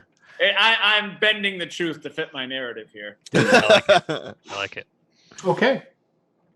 Well, anyway, if anyone in the chat would also like to talk about Steve's chin, I'm all for it. Ned comes in. What is, Kim, if you could look up, what is the fear of chins? 1 minute. Mm-hmm. All right, so gentlemen, I think this is just an empty desk. I think that there's something in here that we should break this desk apart. Oh. Boy, well, Ned, what do you think about this? I mean, let me take a look at it. I might be able to do something if there's something here. Let me take a look. I have a feeling that the dungeon master is looking for my character sheet right now. The what? I'm not going to lie, Ned. For the what? What are we paying you for again? It's called the character sheet. We're not technically paying him anything right now. Right? You guys aren't paying him jack. Let's say hypothetically we find 1 million gold in this place, and he just kind of hung around in the back the whole time. Well, he's looking at it right now. If he can open the desk, that's a very helpful thing to do. He's looking at it. He's got some skill. I just wanted to. You don't know what it is. Well, you would be surprised at how much. I hear the drow are really good at opening desks. Yeah. Well, thank you. All right, here we go. I'm just gonna give him a. Let's see. All right. Here's his roll. Aren't you making shit up? Make shit up. What do you get? Yeah, not a problem because he gets bonus to that. He's like, oh, because he comes home and he takes a look at it and he goes, oh, you see, oh, you guys missed it here. That's got a secret back. And he reaches down and he like goes in and flicks something and the back of the drawer pops out. And then this something in cloth rolls out into the Geniophobia is the fear of chins. Thank you, Lee Kim. Lee Kim. No, that was Frank Creed, man. Was it? Yeah. Oh, why you sorry, Frank Creed. Because you're both in purple. They're supposed to have. No, on mine it's red. It's you know what? Oh yeah, I see. Yeah. You guys have got to come up with your tag team name, and then the credit goes to both of you for now on. So this thing rolls Frank out. Kim. It's pretty easy. Frank Kim. Well, have you ever watched wrestling? Lee Creed. Combine two people's names. They're you need a name that comprises. No, Lee Creed. Don't listen to Adam. Or just take all the letters, mix them up, and make a whole. Oh, if you want to go anagram, that's some next level shit, and you will get bonus points. Yeah. I don't know what they're worth, but we'll name it. Anyway, back to the yeah. So what's up, Steve? I heard something wrapped in cloth that's rolled out of the back of this desk. You know, it sure has. Holy shit. When did that happen? Ned stopped. He doesn't pick it up, though. He just kind of looks at you guys and goes, huh. I'll grab it. I am sorry I ever doubted you, Ned. You are a very valuable member of our team, and thank you. Earning your 25%. Thank you very much. Agreed on 25%. And he like pops out his compact, which has black makeup, and he reapplies where his nose is. It's because he realized that because he looked in the mirror and goes, "Oh." You look fantastic. You know, I'm gonna pick up the cloth. I don't really know. It was a bit dark in there, but I don't know how we missed this. I'm just saying. I don't know how we didn't see it. Well, it's all right. I understand. It's quite all right. So who grabbed the? Nobody yet. Grindelwald says that graphophobia is the fear of desks. Good one. Ah. What about the fear of coming up with interesting names for tag teams? You know what though? Specific. I don't know. You guys are laughing now, but if somebody gets a traumatic moment, I smell a phobia in somebody's future. Lee Kim, what's the fear of scourges? Oh, shut up. So you pick up Arrow picks up the cloth. Yep. Okay. You pick up the cloth, and as you pick it up, you hear like sloshing. Oh, I take a step back. And from the cloth? From whatever's in the cloth, because you pick it up, it's like old. It's more like sailcloth that it's wrapped in. Because we're going with a nautical theme. And there's something heavy inside of it, and it kind of like you hear like an ever so faint sloshing. So he's gonna very gingerly lay it on the desk. Oh, I know what it is. It's the sea lamp that Voda's father came from. Oh yes. The what? You rub the lamp. All right, we're not genies. You know what? I gotta say, for as much as I was talking about how prejudiced I play my Greyhawk, the players are picking up and just running with it on their own.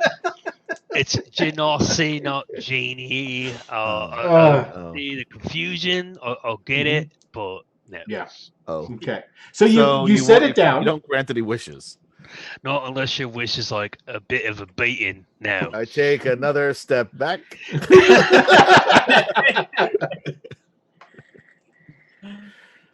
All right, yeah. So I'll set it down on the desk and gingerly either unwrap it or take it out of the cloth. Or let's see what's okay. So basically, you can kind of like unroll it, and as you unroll it, basically when there's a small flask in there with a cork in it, and it's got a wax seal over it. It's kind of little. The glass itself is kind of like old and smudged and whatnot, but whatever the liquid is that's inside is red. Is there anything on the flask? any writing or any sort of indicator? No. Looks like a nice ruby port right there. Ugh, I- you guys can keep that then. See I'm why still- you want to keep that. I'm still a little hungover from earlier. I suspect there's something more to it. It would take It's me probably a potion. It's hidden in a magical desk well, there's this in a desk haunted is house magical owned by a edition. wizard. I really wouldn't think that that's a magic desk. It is one potential hypothesis. It would take me. I could confirm or deny it, but it would take me a few minutes. Yeah, I'm following vote out the door. Take it. It's got to be something. It's got to be a potion. We can look into it later. Okay. Just If hold on you to it. insist, it's really just a few minutes. Okay, let's go. And he kind of tucks it into one of his pockets. Okay. Right, lad. Do you want this door? Do you want to prove You know what? yourself? Why don't you open the door? Just All right. I'll give it a go. Okay.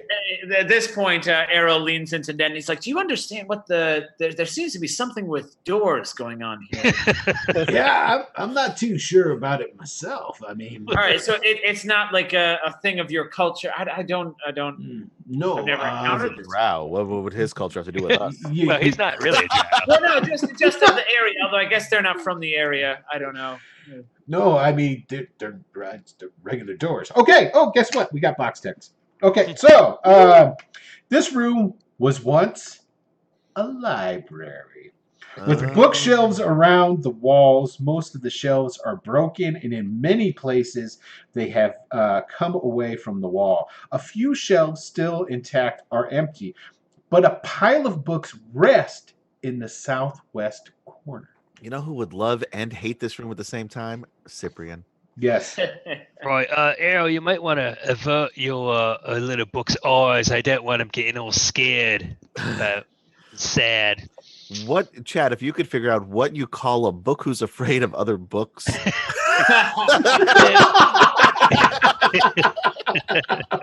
We just like add a lexicon or whatever to whatever the phobia of books is. I was just saying, it might be a bit upsetting, like if you were to walk in a room of dead humans, It is shocking. Oh no, it's okay. It's really not how this works. The book could take many forms. It's okay. Come, Archimedes, you're fine.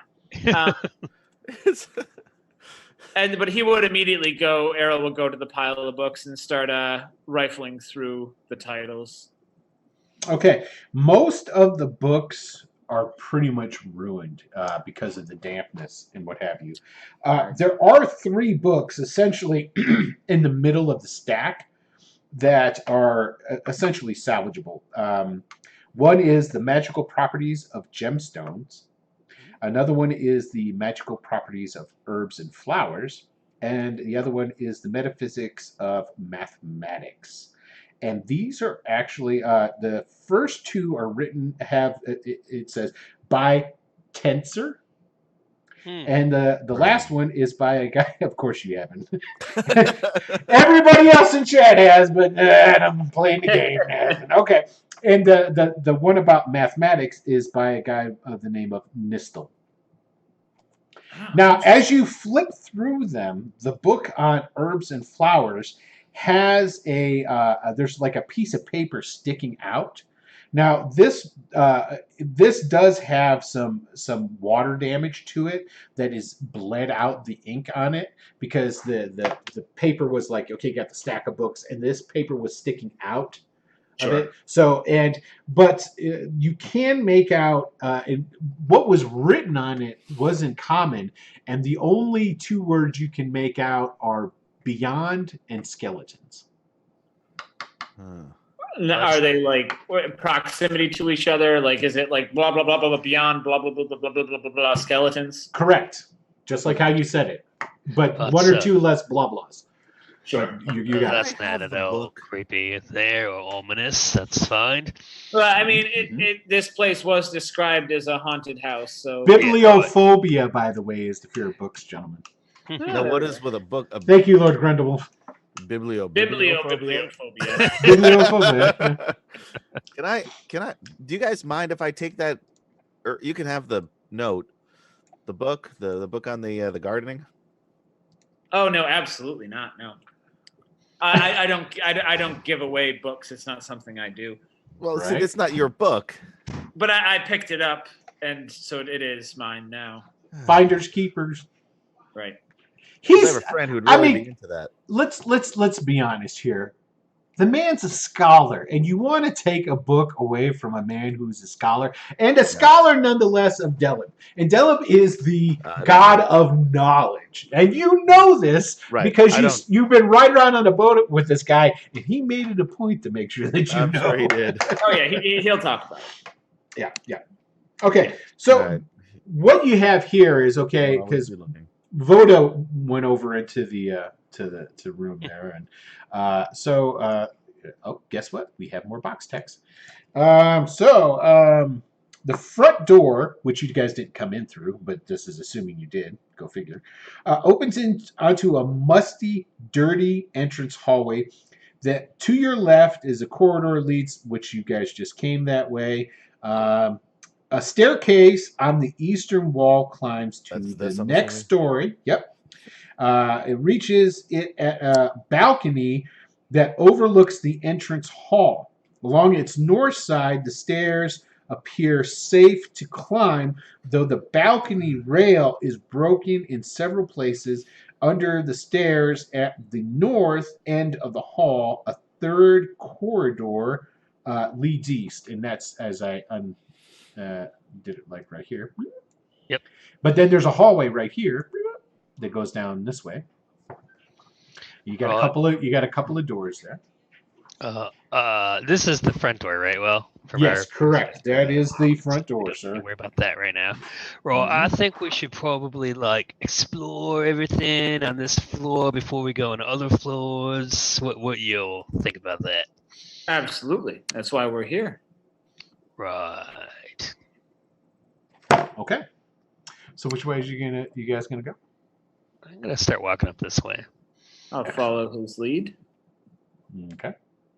I am interested in the pursuit of knowledge, but this is a haunted house, and I don't want to be alone. So I'm gonna try this door and see if it opens. Yeah, we could change it to the phobias of Saltmarsh. The sinister phobias of Saltmarsh. There you go. I like it. Okay, so you go up to that door. I'm sorry, Voda. Okay, yeah. Well, you gonna just open her up? What do you? If it's openable without effort, yep, I'm gonna open it up. Okay, and it is. Oh, good job with the door, Voda.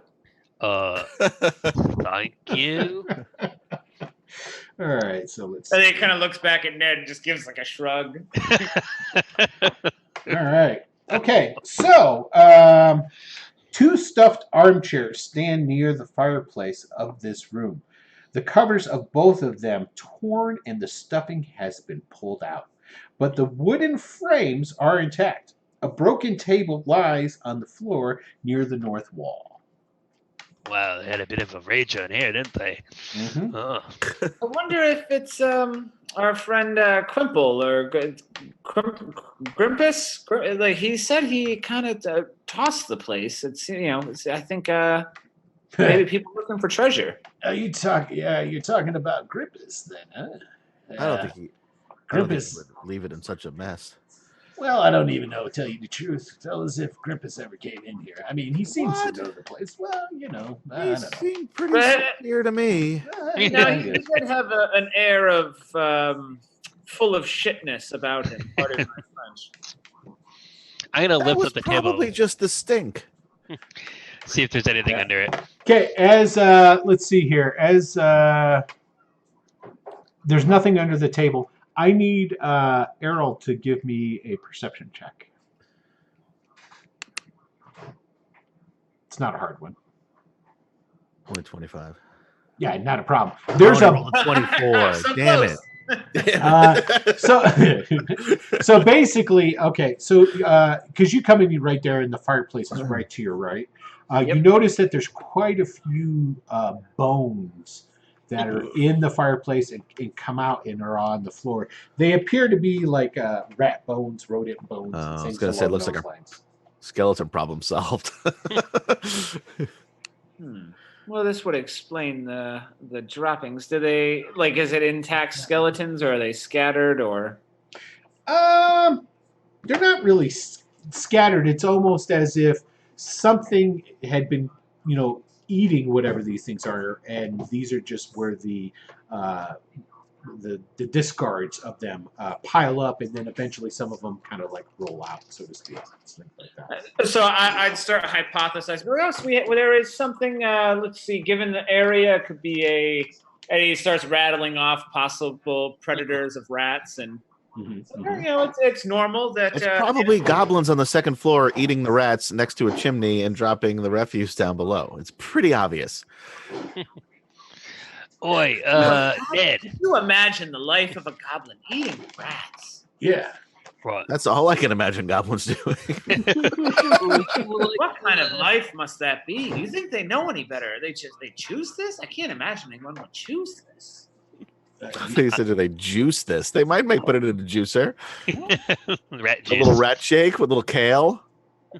That is disgusting. So, Ned, you want to open up that door? Superfood, rather. Oh, this one right here. Yeah. Yeah. All right. And he there's a path down here. He looks at it. Yeah, huh? Yeah. Here, let me reveal that for you. Yeah, because while they're doing this, I'll just keep an eye out. Yeah, separate the party. No, I'm not going in any direction. I'm just keeping an eye out because it's a haunted house. Who knows what's coming in any direction? Gotta stay on your toes. Okay, so he investigates the door and whatnot before opening it when he feels satisfied, which takes just a couple of seconds. And he's like, all right, looks good. He opens up the door, and I take it everybody just leaves the This is the conference room. Yeah. Okay. Yeah. All right. All right, here, more boxed text. At one time, a long table in the center of this room. Yeah, that is how it's written. I didn't misread it. Now it lies broken on the floor. My English, pretty good. A broken chair sits against the wall between the windows, and there is a heap of broken dishes in the northwest corner. This place has not been well maintained. No. I'm just keeping an eye out for things coming down this hallway. Any interesting looking pottery or cookware in the broken dish pile? Nope. All right. Nothing. Man, they had a bit of a party here, eh? Well, I imagine when the table broke, does it look like it just broke due to age? Is the wood yes, rotten? For the most part, died of natural causes. Right. So it's wood, and this is a moist environment, so the wood is rotten. And when the leg gave way, the dishes that were left on the table fell to the floor. And is there a fear of broken tables? I'll just try this door without. Yes, they could, Lee Kim. Yes, they could. I'll try this door without looking at. I'm just opening doors. I'm not. Okay. Now here, let me. You're very good at it too. Let me reveal this here because it goes to. There's a door right there. Okay. And you pretty much realize that leads just to the outside. You go over here, open this up, and we see. Oh. Oh my God! It's the ghost. Did that reveal it for you guys? No. No, I can't see anything still. Yeah, I think it's another one of the. Oops, that's the wrong thing. I think I might have to go through and change the color of this. So this there way, it goes. There Okay, it goes. I can see stuff now. Yeah. Yeah. This way is the water. No. That was the front door. Yes, the back of the house faces the. Not the front of the house. The front of the house is where the path and everything comes up to. So, in effect, it would be like that's where the driveway is at. Right. You know what I'm still trying to figure out why they designed this house without maximum view ability. There's windows all around here, man. What are you talking about, Max? I know, but if I'm on this patio, yeah, you can see the ocean. The ocean's this way. No, I'd be looking. I'd have to look through the windows in the conference room. No, the ocean's this way. Up here. That's north. Yeah, the way that we remember, it's not like north. It sits on a jut that goes out. Okay. All right. As long as you can see the water from the patio. Yes. That's what's important. Yeah. That's the Because important. he's very perplexed about this. So where are we? What is this place? Oh, yeah, my bad. Here I am so worried about which way the view is. Okay. I forgot he was DMing. Yeah, right?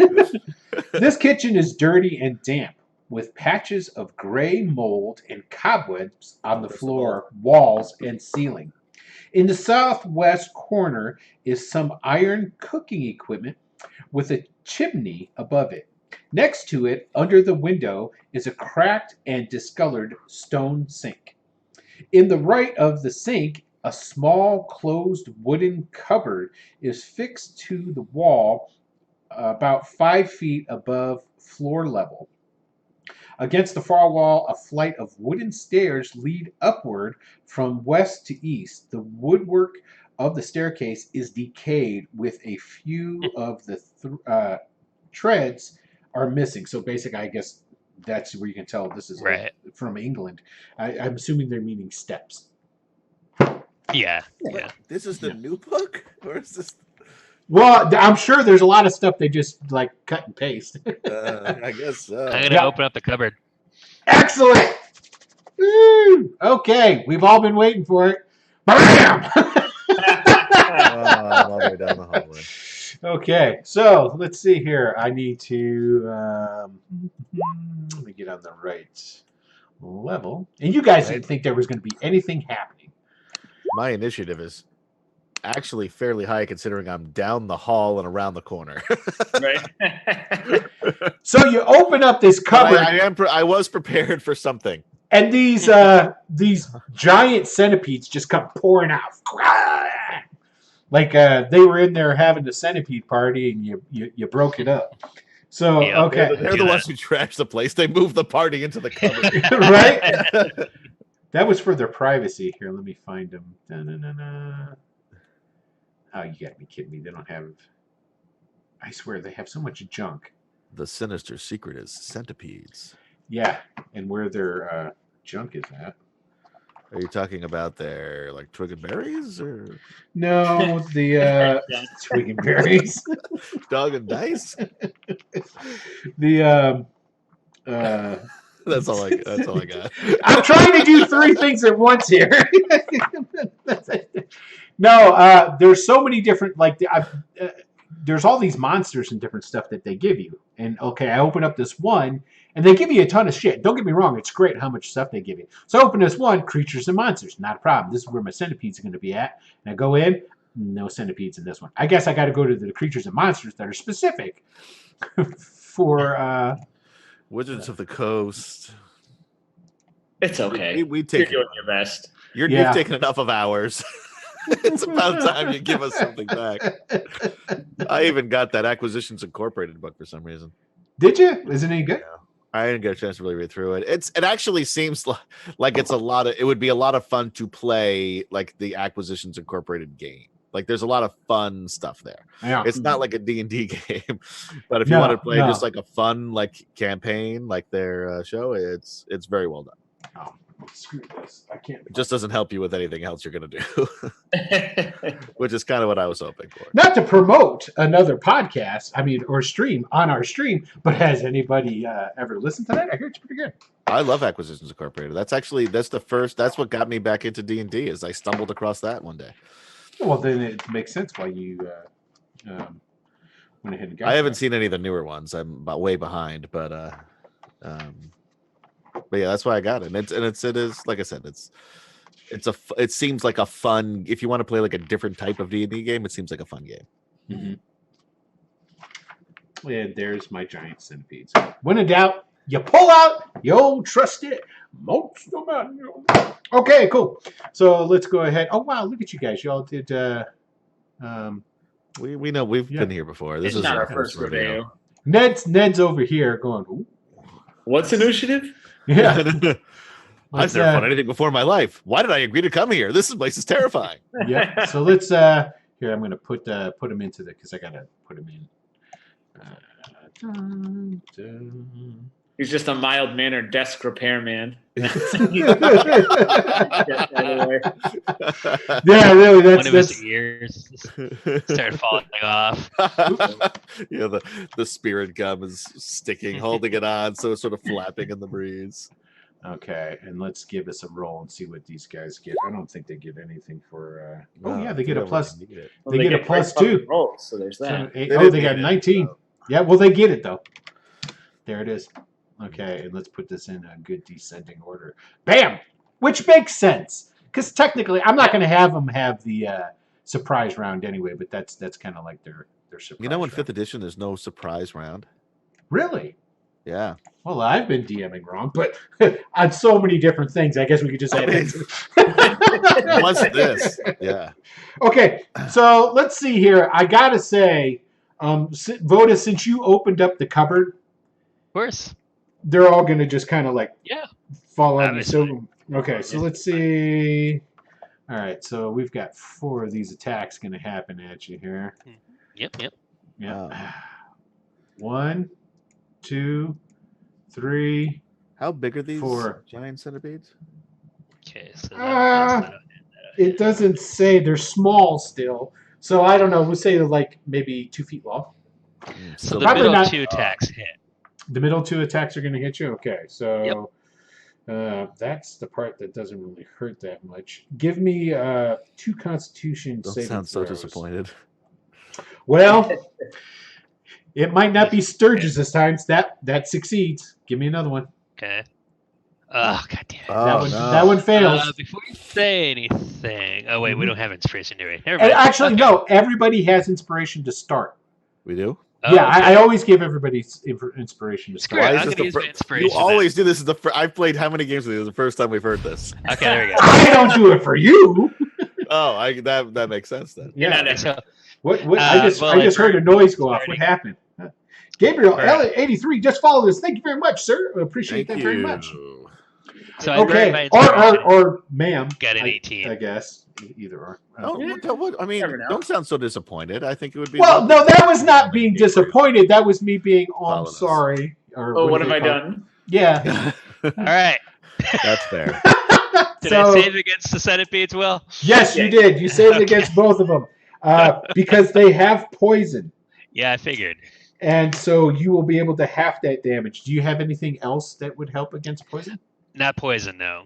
Okay, so wow. Okay, so first thing we're going to roll for here is these are their. This is They're like an actual piercing the attack. piercing damage that you take. Yeah. Yeah, So you take 7 points of piercing damage. that's fine. Okay. That's Now- insane. That would be close to me dying. Right? It's Um, not great. It's the poison that's going to kill me. yeah, but this is at least is going to get halved. This is going to suck. Okay. 21 points. Shit. So you get to half that. So it's 10. Did you roll that twice, though? It's twice. It's You 21 rolled and it 21. twice, and it both came up 20. Oh, it both came up 21 both times. How about that? 21. Whoa, Yeah. that's weird. Luckily, I literally have just enough HP where that won't kill me. Wow. Well, Okay. are we still level 1? We're level 1, right? Yeah. You're You're one. level 1. Yeah. You're all How level many 1. fucking hit points do you have at level 1? He's a I have barbarian. 15. All right. He's a barbarian. So I'm yeah. unconscious. You But I'm not dead. Oh, Yeah. No, he's just I thought you sleeping. meant like you were still up. I'm like, how the fuck are you standing? No. So- Okay. So Voda just falls to the ground as these centipedes come out of the cupboard, Yeah. swarming all over Like, him. as rules are written, if I had like 2 HP lower, that would have technically killed me. Like full on dead kill. Wow, yeah. Yeah. Yeah. So Level did that 1 is a dangerous place to be. it is. It So is. did that put you at just at 0?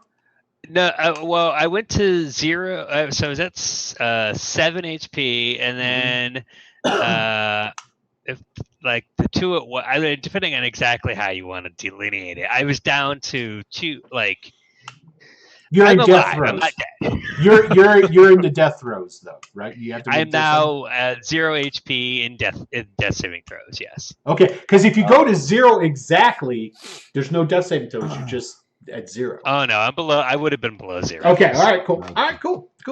Or I mean, not cool. Sorry. Yeah, not very, very much That's not. the. Yeah. Hey, Lee Kim, nothing to do with Sturgis around here. Okay, cool. All right, so hey, Steve, it's not your turn because you're down. Yeah, death save. yeah, Yeah, give me death save. Give me death save, man. Ah. You can get a 1 and get up. I mean, get a 20 Yeah, I'm and get looking up. forward to it. You can do it. They got Oh, two.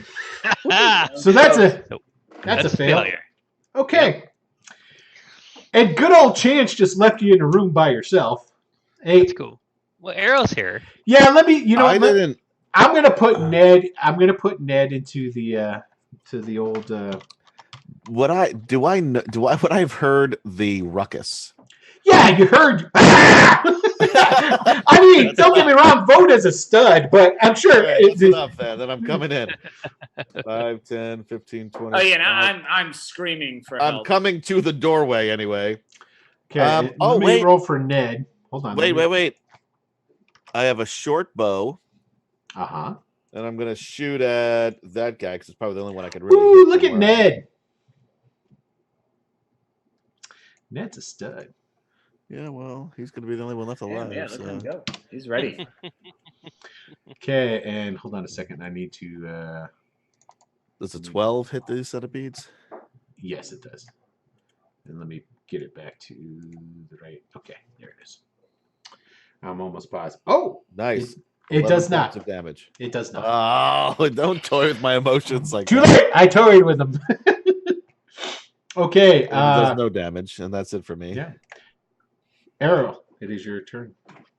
All right, so Errol is going to step over here and cast Cure Wounds on Oh, thanks.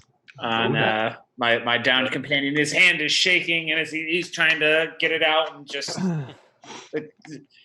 yeah, like it's he's fighting every instinct telling him to flee, but knowing he needs to do the right thing and not leave his companion here to die. Yeah. So go ahead and roll us what you got there, health-wise. Boom! You got All right, 6. thank You got 6 hit points there, Voda. Take them back. Thank you. All right, Cool. Wow, it's Ned's turn. How about that? Ned pushes Runs past. away. No, he actually I'm joking. he actually pushes past you, and he gets in the room, and he's like, look out! Those things are poisonous." And he's gonna chuck a dagger at this one right there, the one up in front. So let's see what good old Ned can do. Bam! He hits it. Wow. So let's see what kind of damage he does. 6, I think that'll If kill Chad can look up what Yes. Ned envy would be. it. Okay, so this one is actually I'm gonna just move him. He's dead, so he killed it. I would have torched the guy if I actually hit him. Okay, centipede turns. All right, 2 of the centipedes are going to go back after Voda. Actually, no. We got 1 centipede is going to come over here and try and get Ned. 1 centipede's going to go after Voda, and 1 centipede will go after Earl. I have such a hard time saying that. Errol. I have such a hard time saying that name. The only way I can say it properly is if I know that Flynn is coming after it. Errol Flynn. Right. That's how you, yeah. Yeah. So let's see. Make sure I got the right. Okay, so we got a bite. This is going to be coming for Voda. Okay. That's a miss, right? Oh, the 10? Yes, that is a miss. Okay, and here I comes hope the attack coming for Errol. Ooh, 17's probably going to hit you, huh? Yes. Okay, and then let's see if they hit our good man Ned. Oh, shit. Okay, so go ahead and give me saving throws. Actually, that'll make it. Oh, okay, good. Yeah, the DC is pretty good. And let's see. Ned doesn't have it, so let's see what Ned rolls. Well, he fails. He fails. Okay. I no longer have Ned envy. Okay, so this is going to be the damage, piercing damage. So, Errol, here's your piercing damage. 4 points. Ugh. Amount of damage that Ned's going to take. Ooh, damn. Ned takes 5. Okay, so let me just. What are the chances Ned's like level 10? He's just really slow playing it. Okay, and now this is where it's going to get sticky. Here's the poison This damage. poison is brutal. At least you get to half it. Yeah, it is doesn't very. matter. I'm down. I can tell you right Let's now, see. I'm down. with that amount of 17. Yep. So Whoa. 5. Okay, excellent. Okay, cool. As Arrow falls to the ground, the vial that was found in the other room hits the floor and rolls. That's all I'm gonna say. And let's see the.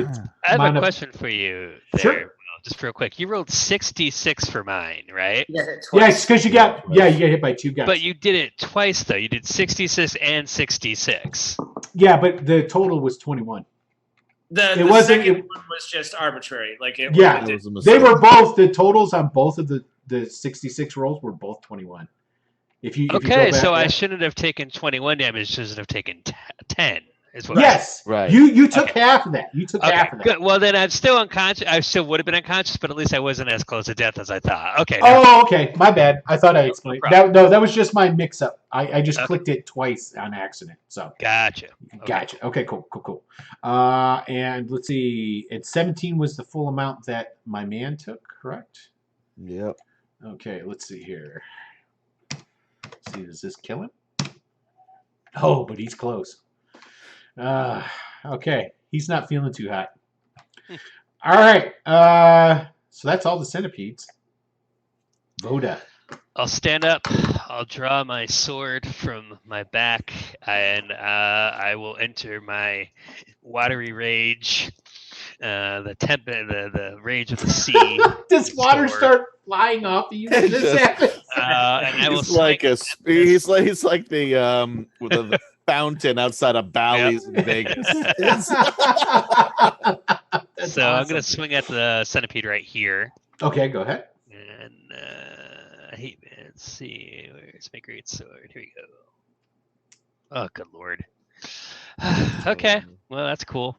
That is a miss, sir. Yeah, I figured. And where did the vial roll to? Let's just say At the your feet. vial is right here in the space right next to where Errol's laying. Good to know.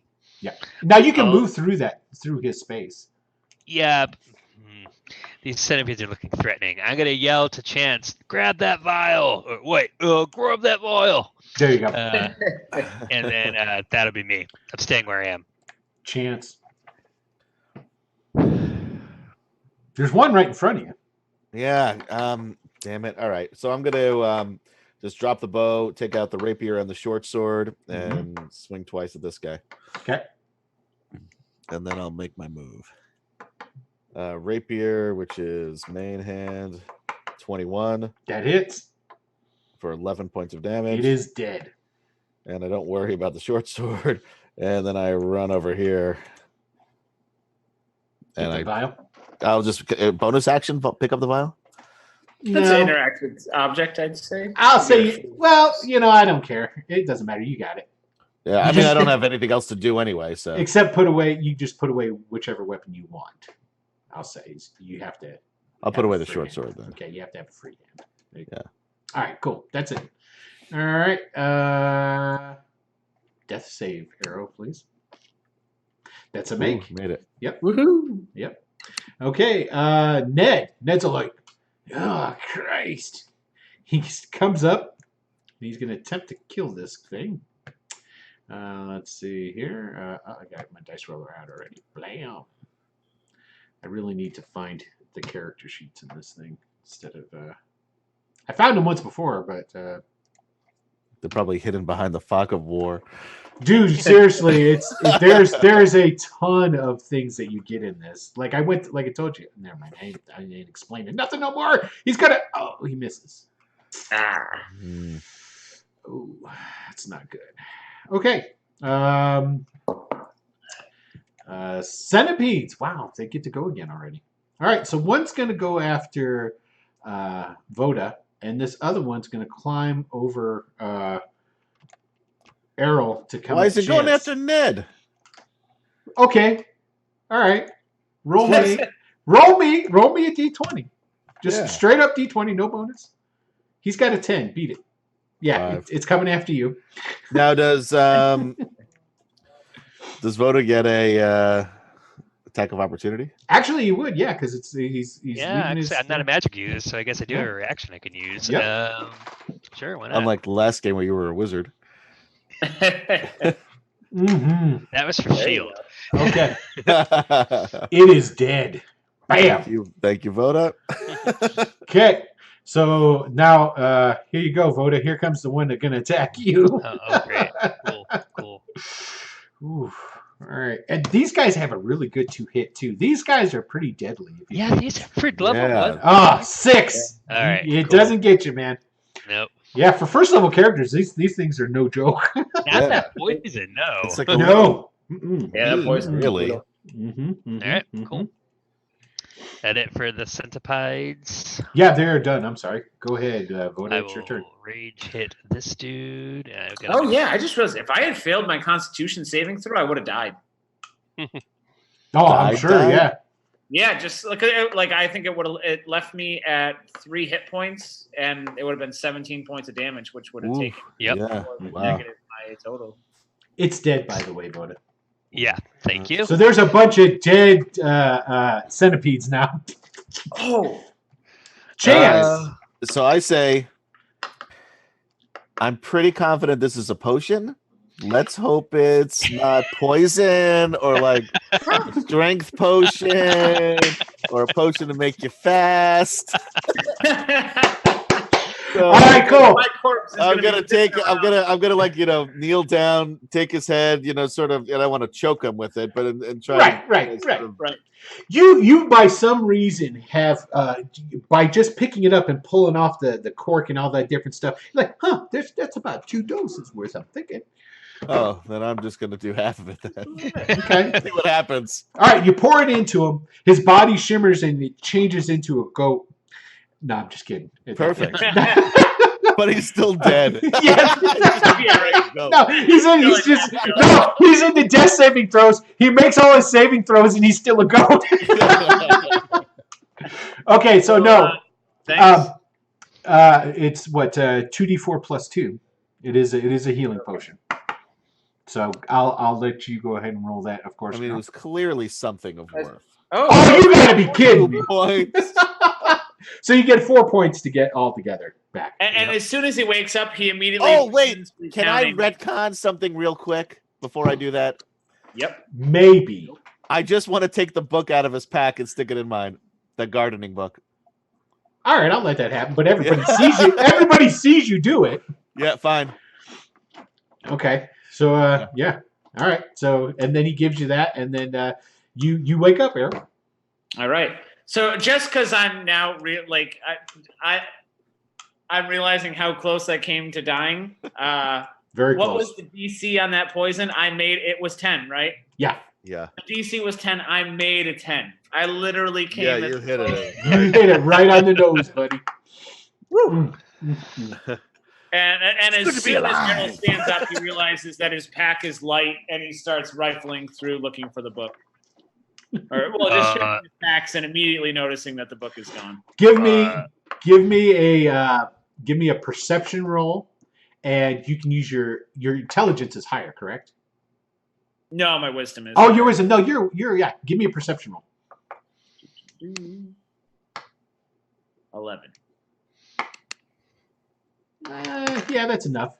So yeah, if you want to say, hey, my pack is light, because you're anal like that, I'll let that happen. Yeah. I if you turn around and look at me, Yep. I'll just shake the potion and say, How you You feeling, almost man? "You almost died back there."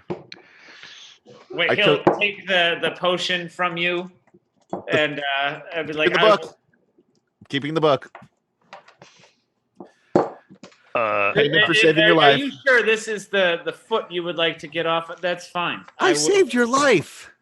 You saved my. Yeah, you poured a bottle of liquid into my mouth. Which saved your life.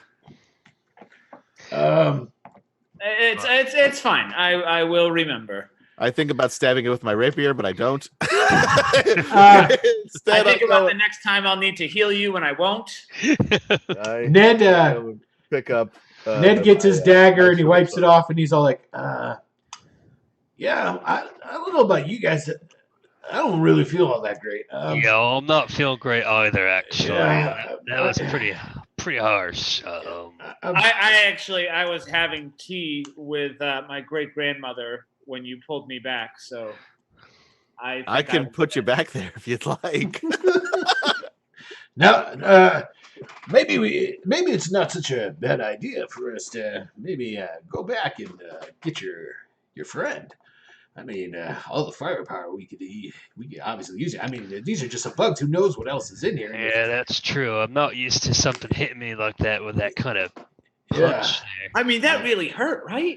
Yeah, it's pretty rough. I mean, if you want I still feel really. Yeah, a little bit. Yeah. I mean, maybe we can. But I am kind of curious what's up these stairs at the same time. Maybe just up the stairs and then we go. And also behind the door. These stairs here that lead up are broken. Yeah. This top, the very top. Oh yeah, of it. But I mean, I can bypass some broken stairs. I'm not a child. as in, it's a hole. You can totally jump over it. It's only 5 feet.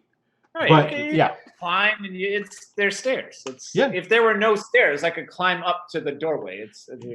Don't forget, there are also rooms here. Again.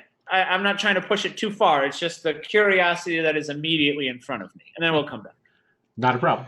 Okay, so here, let me. I'm gonna actually sit in the corner or sit where it's not. Well, I guess I don't care if things are wet. And I'm gonna do the equivalent of trying to start taking a long rest. So you're just going to bed. I'm just laying down. I'm just sitting down and resting. That's all. Recuperating. Okay, so basically what happens is you're going to get to the these stairs go up and then they wrap around. Okay. So what I'm going to do is I'm going to reveal a part of it of the upstairs, just basically like the stair part here. And bam, you see that there?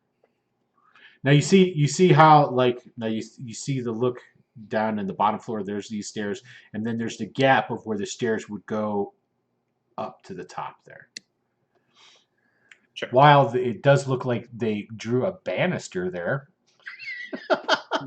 Pretty helpful. Yeah, it's like you can get to the top of the stairs, but there's no way to get to into the hallway. Out of the banister. Yeah, just hold on. It's there for safety. Yep. So. Okay, so you can actually see that there, and you can tell that part's there. So you can jump over onto this other side. Before you jump, give me a perception roll, and then depending on that, we'll have you do. Not a problem. Okay, so this is you get to the top of those stairs, and you're like, okay, I'm going to jump across, and you're like, these stairs over here where you would jump to and land look really rotten. But the banister looks pretty sturdy. No, that looks really rotten too. It's almost as if the dungeon was designed, or the mansion was designed to tell you not to go that way. All right. Yeah, so that's he's already a little more tentative than he would be. And it's like, all right, we came, we saw, we decided that's not a good idea. Yes. Okay. So Ned's working on Voda here. It's like, man, we should probably go back to town. I mean, your friend seems to have magic and stuff. If I'm not mistaken. Your friend here's got magic too, but I mean, the more magic, the better. And I'm kind of not feeling so hot. And, I could do with a meal and a bed and maybe some medical attention. Yeah, right. Yeah, let's go. We can. It's not like the house won't be here tomorrow, right? Yeah, all right. Let's. Yeah. And I bet Cyprian might be interested in this. I mean, imagine if it wasn't though. That would be a mystery. That would probably, maybe. And so, anyway, Okay, so Ned leaves. I mean, he's going and he's going out the same way that you guys came in because he knows it that way. He, of course, when he goes out into the sunlight, he pulls his hood up. You don't need the hood, man. Well, yeah, it's the sunlight. I'm kind of sensitive to it. And you can definitely go out that way, and it goes just out into what had probably been like garden at one time. Sure. So there's nothing. I'll keep my eyes open as I go, but I'm not like really stopping to inspect anything. Yeah. Basically, the grounds themselves, like I said, there's an old garden, has like a bunch of like, it's overgrown and with weeds and all kinds of different stuff, and there's a well. An old well with, it's kind of crumbling apart even too. But that's pretty much it. There's nothing really of any sort of interest whatsoever that's there. So, all right. Okay. Look, Ned, you seem like a pretty competent guy there, but you don't really need the hood, right? I mean, you're not, actually a drow, right? I mean, well, you're not actually a goblin, are you? I don't think I have said anything about you being green. All right. You're right. Fair enough. So you guys start heading on back to the town. I'll definitely say that you guys are going to go and get to Saltmarsh, and you can get your rooms there at the Fishbone Tavern. Now they got rooms at the Fishbone Tavern there, Errol, and they were, how much did I say it was? It was 6 copper, right? Something like that. Yeah. So you can get a 6 copper will get you a room for essentially it was the week, right? Because she gave it was not expensive. No. So basically 6 coppers for the week, you can get the room, and essentially I'll tell you, basically what it was is that the reason she gave him such a cut rate price is because, for one, Cyprian's a sea elf. And Voda is, well, nobody knows what Voda is except for you because you're a learned man. Well, you and Cyprian both know that he's an elemental person is basically what he is. Sure. But I think he's a genie. Despite him telling me several times he's not a genie. But everybody here, it's like they're an oddity. So because they were at the Fishbone Tavern, people were coming to the tavern to see them when they were there and eating. Cool. So she gave them a cut on it, so because she knew if they were staying there, it would help her business. So. Right. So it's like it'll be 2 silvers. Oh, you're with them. Oh, okay, sure, yeah. Right. Okay, so. And because we're doing this level wise, I'm going to go ahead and give you your experience. Okay. Excellent. And unlike, because you're supposed to, and this is the old way of doing it, I'm not going to do this. I'm not going to have old Ned siphoning off your experience. Not to mention, I kind of want you guys to get a little bit higher up there so they're not dying by giant. Yeah, because I don't want you guys to die. Because it was almost a TPK against some centipedes. It could have been. Yeah, it could have been, and that would have been. It could have gotten out of hand pretty quickly. Yeah. Yes, exactly. Let me get my there's calculator. Okay, so let's see here. Bloop. So one of you decide who's going to roll me a d20. Not me. I'll let one of you two guys, because Although I killed something and didn't get hit, but go ahead, Steve, you roll. Okay, you want me to roll a d20? Yeah, roll a d20. All right. Higher the better. 19. Excellent. Okay, I'm going to give you guys a bonus of 100 experience. Cool. Mm-hmm. We will take. Wait, so we're doing experience with numbers? Yes, we're doing rather this than old leveling? school. Yeah. Oh, yeah. So, all right. So I got to look some stuff up. I don't even have a slot in my sheet for experience points anymore. there you go. So each one of you are going to get, let's see here. 25. No, you each get 100 experience points. Didn't you give us 100 bonus?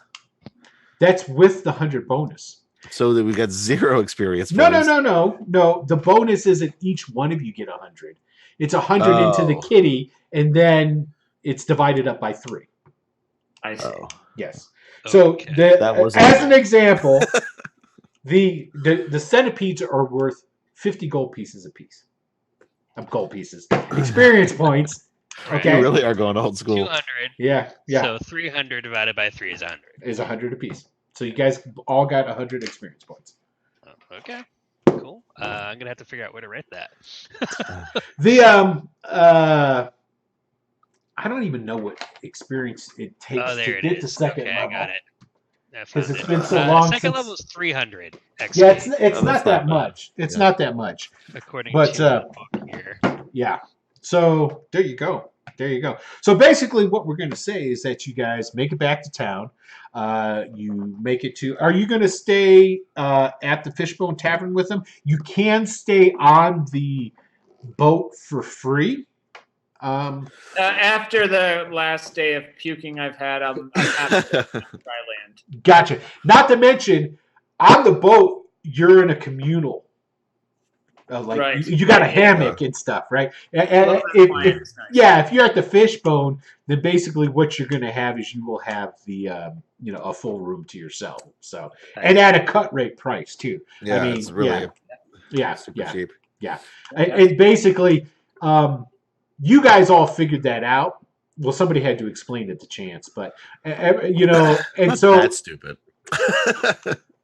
so anyways, after they explained it to Chance. I just don't know who these weird motherfuckers are that I'm traveling with. That's come on. You figure that it's probably a good idea for Voda and Cyprian to make it like an appearance every once in a while. Make sure that they eat their meals in the common room area. Yeah. Right. Because that'll keep Susha happy, and she's the one giving you guys the break Sure, because she sure, owns sure. the place. Okay, so there it is. Yeah. Pretty good stuff, Are we man. assuming we're gonna get a long rest? Well, If you want, that's up to you guys. I mean, Yeah, yeah. I'm assuming you guys should. Let's just put it that I way. should, for sure. Yeah. So basically, so that's it. You guys make it back to town. You guys, get to your rooms. Ned actually says, because Ned's going to go to his place and going to go and crash out. But he says, I don't know about it. Man, that was tough. And, man, if there's a big infestation of a bunch of those centipedes, I don't know. It's kind of. But you guys, are you guys planning on going back there? I mean, Well, we're going back. We still haven't figured out if take it's tonight and think about your life and what you want to do with it. Well, what if you guys are going back? Should I meet you here? I mean, if you're going back, I don't want to be a sissy. I'll go with you. I mean, Sure. we really didn't get anything out of it, but like I Right. said, it still stands. I think we Oh, might. we didn't wanna really get to avoid our, explore the entire thing. I mean, there are 4 less bugs than there were before, right? And So- then there's the whole upstairs. Who knows what's in that place? Right. Probably more bugs from what I'm gathering. Well, your friend maybe he can come with us this time, and Yeah, We'll see. probably he'll want to check it out. He'll be all, "Oh, look, this is a insect thing I don't have underwater. It's super cool, right? Yeah." So That sounds just like him. yeah, right? yeah, Oh yeah. no, thank you. Yeah. Great. So All right, well, I'll meet you guys back here then. So and then he just shambles off because he was looking pretty bad. Like he looked Yeah. really, really pale because he got hit with a full poison. He Yeah, wasn't looking too good. It's like he actually threw up like maybe once or we'll see twice. him tomorrow. Maybe he'll just die. Yeah. Maybe he'll die in his sleep. You never know, right? Choke on his own vomit. Exactly. Right. Oh God. So, all right, everybody, we're going to go ahead and we're going to wrap up the adventure for tonight. Right here. I want to say thank you to everybody for tuning and watching Greyhawk Adventures Presents The Ghosts of Saltmarsh. Yay! So, and so let's go ahead and next week we will have a full complement. We'll have Michael playing Cyprian back. And actually, we're going to have a really full complement because we're going to have Addison.